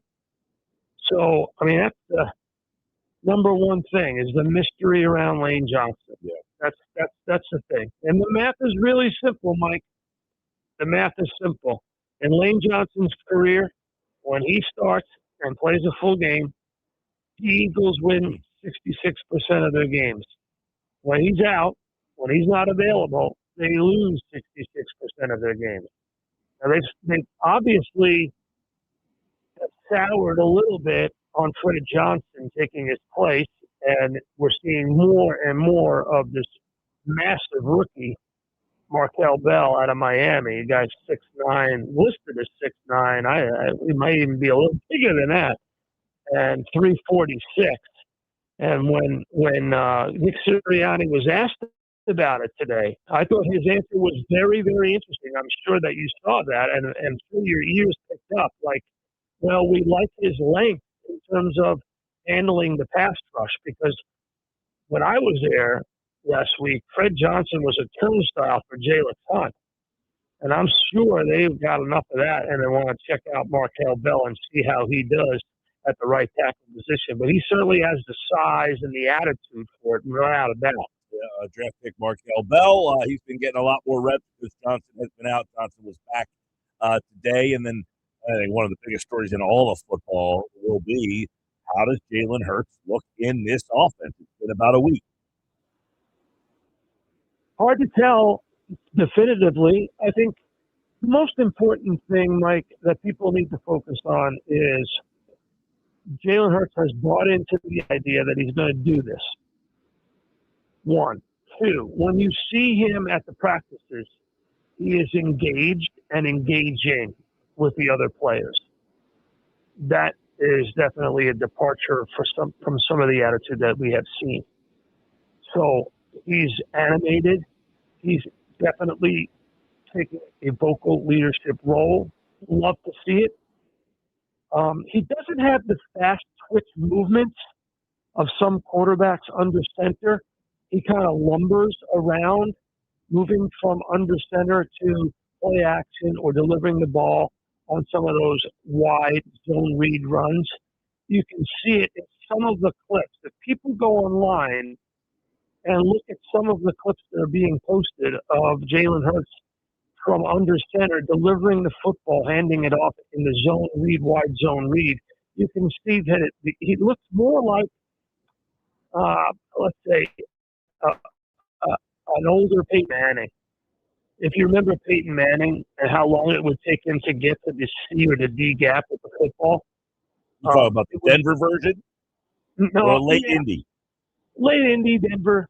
Okay. Yeah, late Indy, Denver. And he was the master at it when he was younger. So, I mean, what I love about Jalen Hurts, just looking at him, he's slimmed down, clearly. And I think he's prepared to run more, which I think will be really good news for everybody. Well, I was going to ask you that. How much running do we anticipate from him? Or is the design stuff for him going to be gone? Certainly, we expect more running than we did last year. I think he has molded his body to be more agile. He's molded his body to be more explosive as a runner. You can see it. You know, I trust my eyes. You can tell a lot by observing, as Yogi Berra once said. So it's really important to just watch his movements. He's sort of picking up the play action. It's going to take him a little bit of time for him to be totally comfortable in that respect. But I just see the way he's moving tells me that he's on the verge of going not all the way back to where he was, but if he's a threat to run, Mike, it's such an important component of what they do offensively. No doubt. Jalen Hurts is a threat to run. He doesn't necessarily have to all the time. Yeah. There don't have to be designs, but if he's a threat to run, that freezes the linebackers. That freezes the safeties. That opens up the middle of the field for the tight ends, for the wide receivers, for Saquon Barkley, and, of course, the talk of camp right now is Tank Bigsby. I was going to go to the running backs and Tank Bigsby and, of course, Saquon Barkley, and yes, see what their role. Barkley couldn't find any room to run last year. Bigsby seemed to find more room. So will we see more of multiple backs this year instead of just primarily all Barkley? I sure hope so. You know, the template of the Sean Mannion offense uses two running backs. Green Bay, going back to Los Angeles under Sean McVay, he doesn't. Those schemes don't like to rely totally on one back. They like a change of pace. They like different levels of explosiveness, different styles, change up what the defense is going to see. It can't hurt. I believe it can only help to have more Bigsby. No question in my mind. What we saw of him, just a little snippet, a little taste of him last year, was tremendous. And so getting back to the point that you were asking me in total observations, I think the team, if you take away the wide receiver issues, which are big, I think the team is on track right now to have a very good season and to three-peat as division champs. And I'll go back to something that I said to you early in the spring. I got to repeat it because I think it's worth repeating.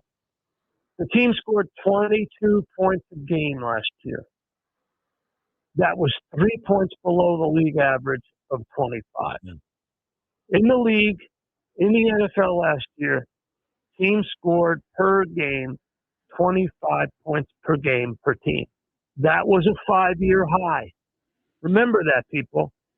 It was a 5-year high in scoring last year. Scoring was up big time last year. So the Eagles lagged behind, but only by 3 points.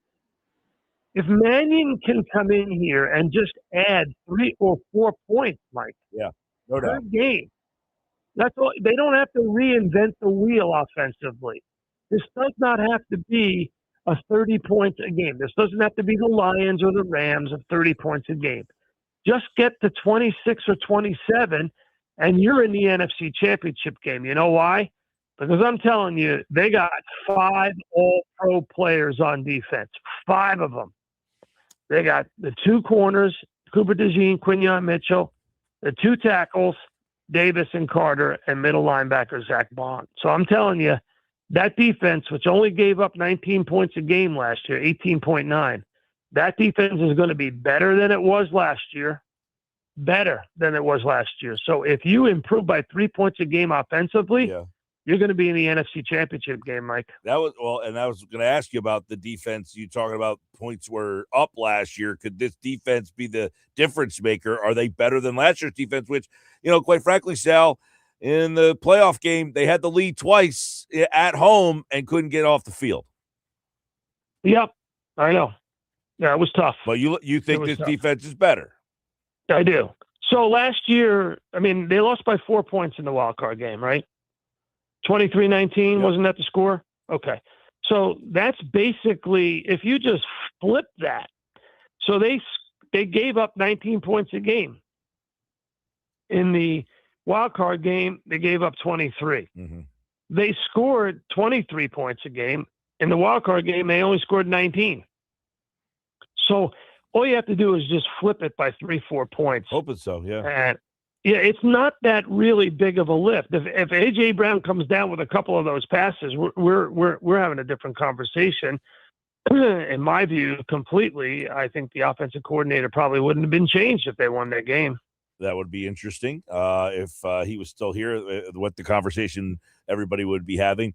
Nakobe Dean, we talked to him at the Super Bowl. He was on with us live and said, he wanted to come back. He thought that he could coexist with Jahad Campbell. Obviously, that seemed like it was a stretch.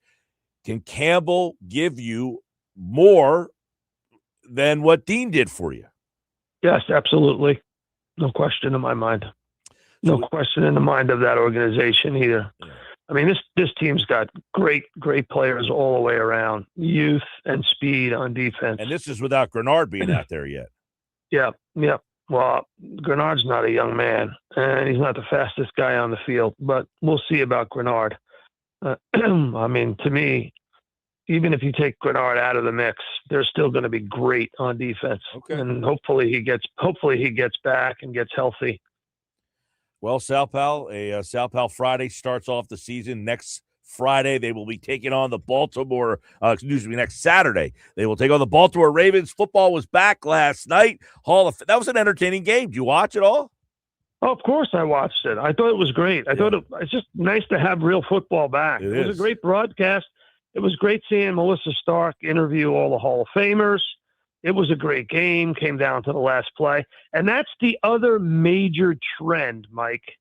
That's the other major trend. Last year, 73 games in the NFL were decided by 3 points or less. That was the most in NFL history. These one-score games. It's a one-score league, Michael. Mm-hmm. It's a one-score league where scoring is up. And the Eagles basically lost by 4 points.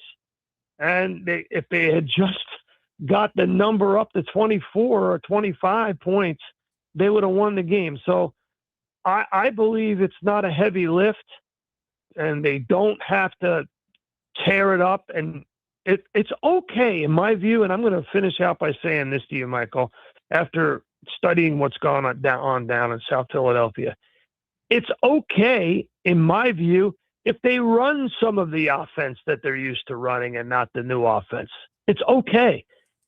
All they have to do is score a few more points. Just do whatever, as John Lennon once sang, whatever gets you through the night, whatever gets you to the light.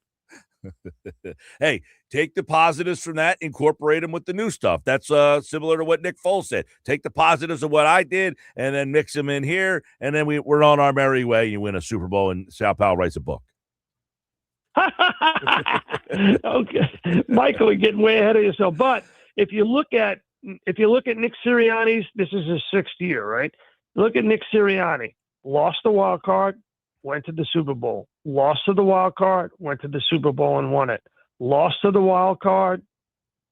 Hello. Here we go. All right, we'll see everybody in LA then this year. It sounds like that's what Sal Pell's predicting. By the way, Hall of Fame inductees: Drew Brees, Larry Fitzgerald, Luke Kuechly, Adam Vinatieri, and Roger Craig. Roger Craig getting some notoriety there. I like to see Roger Craig in there. Was when I was in middle school, Roger Craig was the man. He was on those great Niner teams with Joe Montana, Jerry Rice. But a good class this year. The football is back. The Hall of Fame game last night, you heard it right here on 97.3. Football's back. Sal Pal Fridays are back. Sal, we look forward to another great season. Thank you, Michael, for having me. Appreciate it, my brother. As always. And we look forward to the season with Sal right here on the Sports Bash Live on 97.3 ESPN. The Ravens, and then he talked about that week the Eagles will be taking on the Patriots. Sal Pal will be with the Eagles and the Patriots for those joint practices. And they'll play the Patriots on the 22nd up in Foxborough. You can listen to that game on 97.3 ESPN. And then the final game of the preseason schedule is on the 28th against the Cincinnati Bengals. Now, the week that he is in Foxborough with the Patriots, that will certainly be a hoopla of a week there. There will be so much going on with the Eagles and A.J. Brown. I would imagine it will be a circus in Foxborough when those two teams played. And you're not going to see A.J. Brown most likely playing a preseason game. I don't think any of the Eagle players will be playing in that preseason game. So you're going to have these two teams getting more coverage of their practice than you will their actual game that week. And Sal Powell will be there for it on the Sports Bash. I look forward to the first preseason game like last night, just seeing live football, as Sal said, but a good Hall of Fame weekend. I wanted to mention, Drew Brees, 13-time Pro Bowler. He's an obvious guy. Larry Fitzgerald, even though he went to Pitt, he was awesome. Second all-time in career receptions and receiving yards.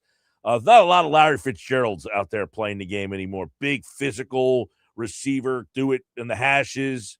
Was just a machine catching the football. Luke Kuechly, by the way, I think he's a part of the Netflix broadcast team this year. I think he's going to be calling the games. Netflix has like 5 games this year. They've got a couple of the Black Friday game. I think they have maybe that game the night like Christmas Eve. I don't know. I think Netflix has like a package of like 4 or 5 games this year.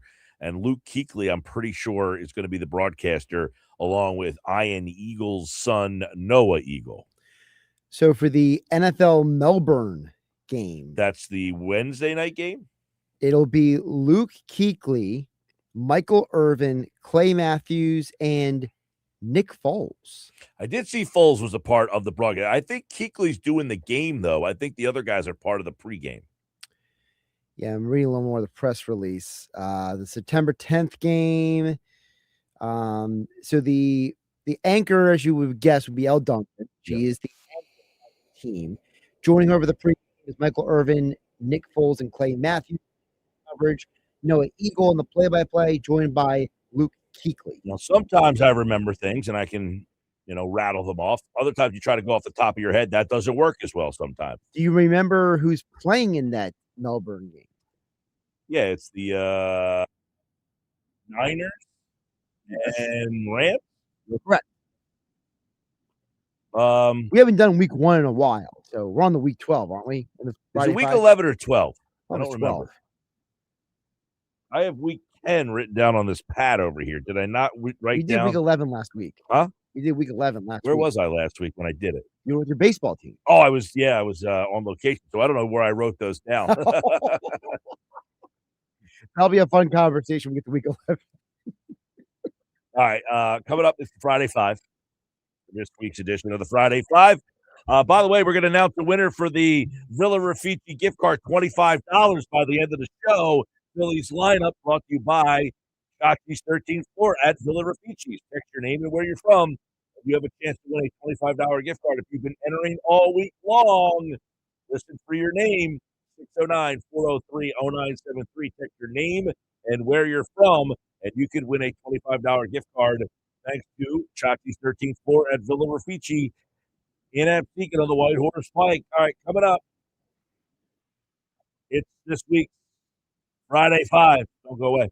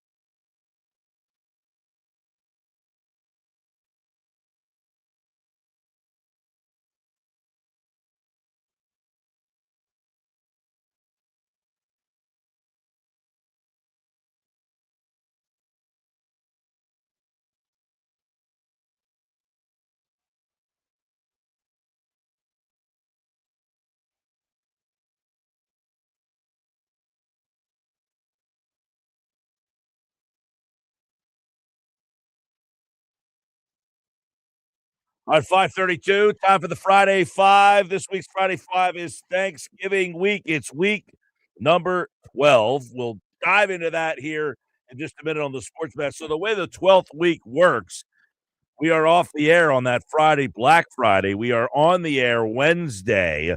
So the Friday Five opens up all games that week. So we can use the Wednesday games. We can use the Thursday games. We can use every game on the Week 12 schedule, which makes it a very attractive week for this week's edition of the Friday Five here on the Sports Match Live on 97.3 ESPN. Are we ready? Oh, I'm ready. We're in football mode, baby. Yeah, we are. Here we go. Wednesday night, Green Bay Rams. Intriguing. See if it makes it 5. Oh, I like that. I do too, but it's a good schedule this week. Chicago, Detroit. Figure that was probably on there. Kansas City, Buffalo. Denver, Pittsburgh's a good one on Black Friday. Yep. All right. Definitely got to go Kansas City, Buffalo. I think that's got to be potentially number one. KC, Buffalo. And by then, Mahomes should be back up to speed. You know, Looks like Mahomes going to be ready for week 1. yeah, but you know how it is. These guys come back from injuries. They're like, their 80% is somebody else's 100%. Here's a question. I'll be near Buffalo on next week. Okay. They have a preseason game at the new stadium. Oh, So I'd go to that preseason game and check it out. I would. We're going to see. So when we're in Buffalo, we're Jamestown. It's like an hour south. The Phillies AAA team, Lehigh Valley, is playing in Buffalo for the whole week. Oh, that's fun. So we're going to go check them out and play the Buffalo Bisons. If you remember, that stadium was used by the Toronto Blue Jays. That's right. So it was used for some Major League games a couple of years ago. It's a nice stadium, the Buffalo Stadium. Yes. So Kansas City, Buffalo. Yeah, but the problem is the game, I think, the preseason game in Buffalo, I think it's Saturday at 1 o'clock, and we play, I think, at 1:30 that day. That's not going to work. I'll look up their schedule. Pretty sure they have a 1 o'clock game. Chicago, Detroit, got to be on here, right? I mean, it could unless someone else bumps them. Well, I feel like all the good games are Wednesday, Thursday, Friday, which means the Sunday slate's probably a little light. Then I would say, Oh, you're correct. The Browns play the Bills at 1 o'clock on the 22nd. yeah, so that game's no good. No bueno. We play at 1:30 against Puerto Rico that day. Shame. Yeah. Puerto Rico should reschedule that you go to the Bills game. Green Bay against the Rams will be number 3 for now. I'm not as high on Green Bay. I'm not high on Green Bay, but I think that could be an exciting game. I think Canty had him as like his worst team. I think he picked him for dead last. Ooh. In the In NFC North? Yeah. The only reason I'm not putting them last is because I just don't know. Is Chicago going to regress? I don't know if the Vikings have picked the wrong quarterback. Look, Denver, Pittsburgh. They'd be number 4. Baltimore, Houston. It's a Sunday game.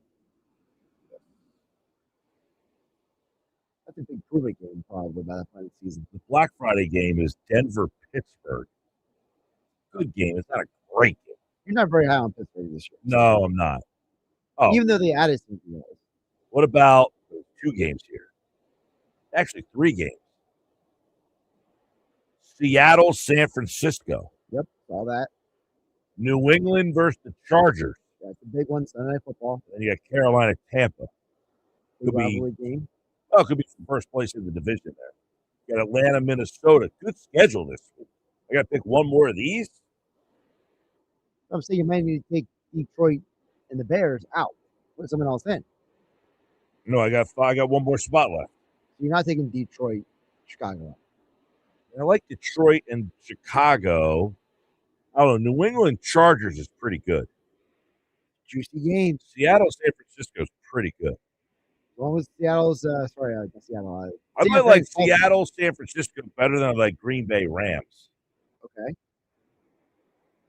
Because I like San Francisco better than I like Green Bay. Rams and Seattle comparable. Right. But that's a tough one. New England Chargers. I mean, New England went to the Super Bowl last year. Chargers division Also, winner. people are excited to see what does Mike Actually, they didn't win the McDaniels division. do. The Broncos did. They have Mike McDaniels, the new offensive coordinator. Is Justin Herbert going to thrive in the offense, or is he distracted by his new wife, Madison Beers? See that video people make fun of him? No. So No. after one of the practices, apparently she was on the field with him, and someone caught a video of her basically like stroking his hair. Basically. Oh, nice. You know, I like getting my head rubbed. You know, it's always nice to, because I have hair. So a lot of people are at least unfortunate. he's got more hair than you do. So she's Yes, he does. Well, if I let my hair keep growing, like tonight, haircut. This is way too long. This is getting out of hand over here. yeah, you don't let your hair get too long ever. Not good luck. What we got here? It's a tough week. So the one out over them. It's a lot easier. Philly plays Dallas that week on Thanksgiving. That's correct, sir. Denver, Pittsburgh, I think is out. All right. Fair. New Orleans, Cincinnati. Out. Vegas, Cleveland might be the worst game of the season. Watch that be a high scoring game. It could be fun. Over under 39.5, by the way. If that game ends up being Shedeur Sanders versus Fernando Mendoza, Oh, yeah. that might be a curiosity. You know, Over under 39.5. That's a very low over under. By the way, Denver, Pittsburgh, over under 39.5. that makes sense. New York, Indianapolis, the Giants. I told you before. I'll say it again. I think the Giants are fascinating this year. Not good enough this week, though, to get into 5. Fair. Jets, Dolphins. That's the worst game. That's bad. Atlanta, Minnesota. I mean, is there going to be a healthy quarterback in Atlanta? I mean, Penix still coming back from his surgery. Tua's now got back issues. Tennessee, Jacksonville. I like the Jags, not the Titans. Washington, Arizona. Like Washington, not the Cardinals.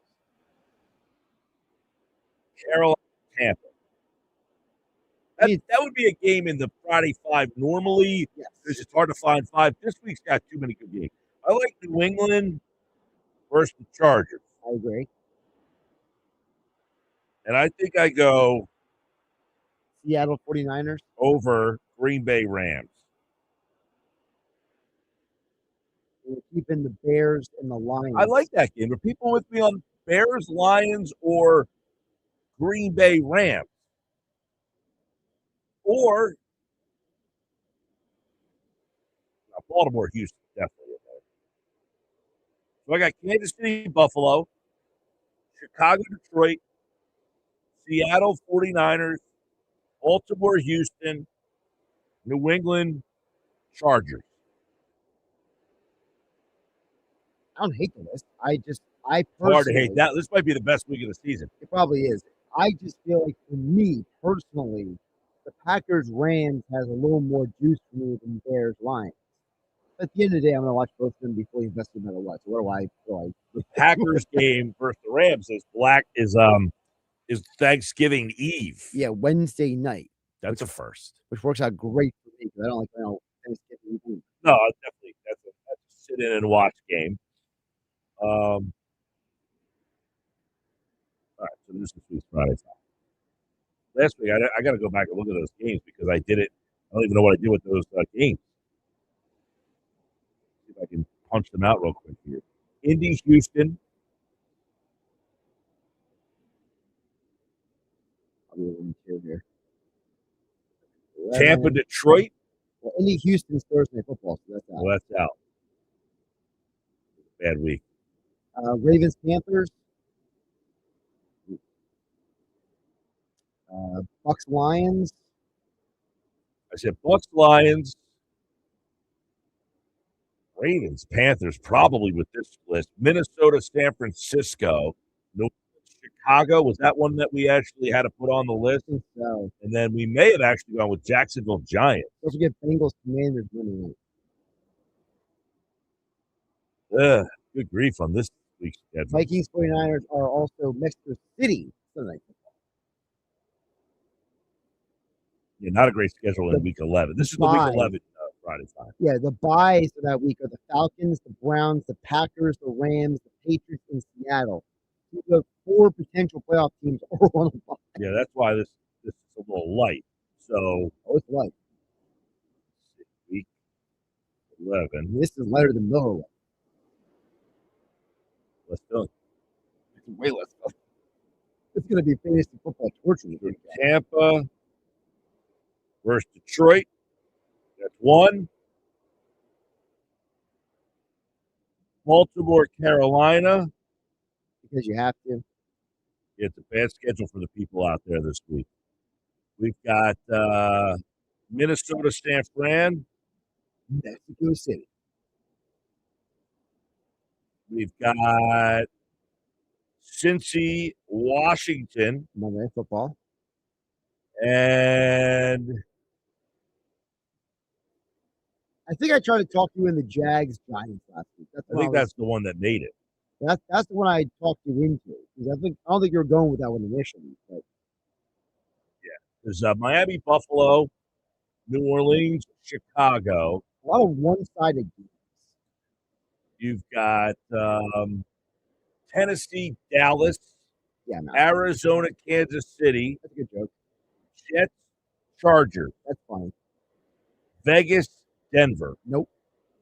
The Eagles play Pittsburgh this week. Battle of Pennsylvania. All right, so there's this week's Friday 5, last week's Friday 5. So now we're all up to speed with Friday 5. We're at week 12, which means next week, week 13, we're getting closer and closer to the start of the season with the Friday 5. Now, I won't be here next Friday. Oh, really quick. You know, that game is in Philadelphia, the Steelers and the Eagles. Yeah. It might be the final time you ever see Aaron Rodgers in Philadelphia. Yeah, good point. Good observation. Now, next week, I will not be here for the Friday 5, so maybe I'll leave my Friday 5 today for next week. Okay. Yeah. You want to just do it right now? I think we'll get that schedule here. Just do it now? Try to throw that out there for the people. Just get you thinking football, right? I'm not talking football. I mean, I'm down. Jacksonville, Chicago. Jacksonville, Chicago. Yep, I see that. Chargers, Tampa. Ooh, that's interesting. Also, the West Coast, East Coast travel. Buffalo, New England. Big game. Dallas, Seattle. That's Monday Night Football. Houston, Pittsburgh. That's Sunday night. Yeah. Any consideration for Panthers, Vikings? Minor. I think it fell a little short of the ones I just went through. By the way, 49ers are traveling from West Coast to East Coast for the Giants this week, too. Other games that week, Thursday night, Kansas City, Rams. That's a really good one. But it's a Thursday, so it doesn't get on the Friday 5. Right? Detroit, Atlanta. Cincinnati, Cleveland. Washington, Tennessee. Green Bay, New Orleans. San Francisco versus the Giants. I think it's San Francisco, the Giants, like Phil Simms. Joe Montana. Miami, Denver, Carolina, Minnesota. Eagles play Cardinals that week, which means you need to find a better game. That one. By the way, your bye teams this week are the Ravens, the Colts, the Raiders, and the Jets. You didn't really miss too many good teams there. Stick around. We'll see who's the winner for this week's $25 gift card to Villa Raffici's.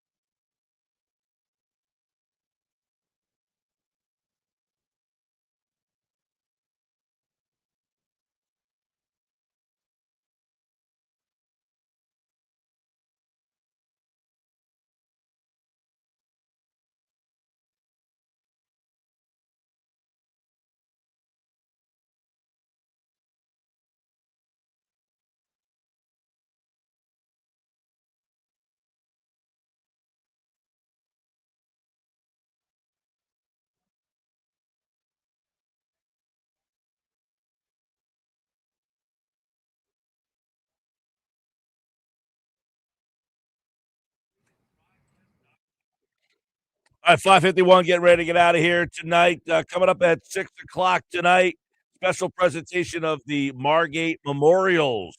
The Locker Room Crew is live in Margate tonight. You can listen to all the action right here on 97.3 ESPN as all the beach patrols come together for the second time all summer. 15 patrols, I believe it's 15, coming together to race off. You can listen to all the action with the Locker Room Crew. They do a great job on that. Also, we want to congratulate who we got, Josh? Dennis in Vineland. Dennis in Vineland. Dennis played every day this week, by the way. So congratulations, Dennis. You had the most entries this week.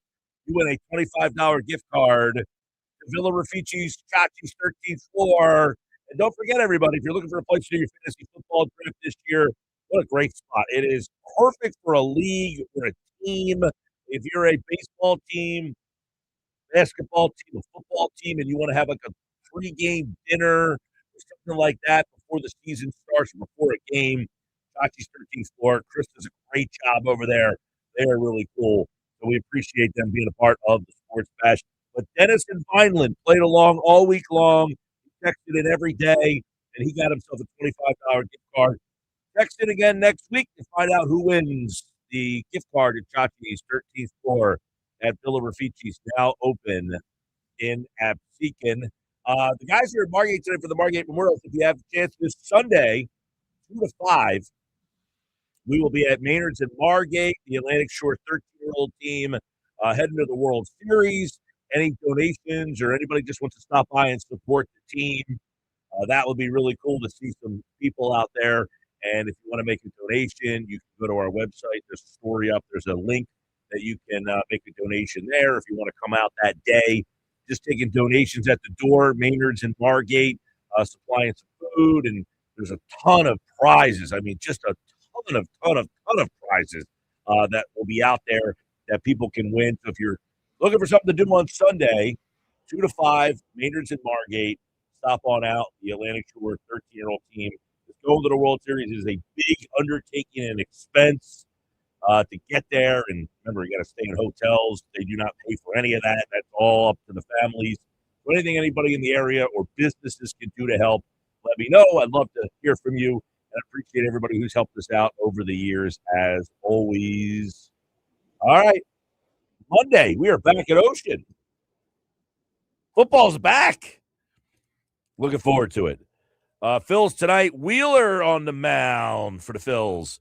Coming up next, it is a special presentation of the Margate Memorials, live on the beach in Margate. I believe they moved it to Huntington Avenue this year. So it's a new location for people who might be driving over the bridges right now. I saw Patrick from the Press of Atlantic City last night. He came out and they did a great job taking pictures of the team, and they wrote a nice article. And he's the one last night. He said, you know, the races are moved.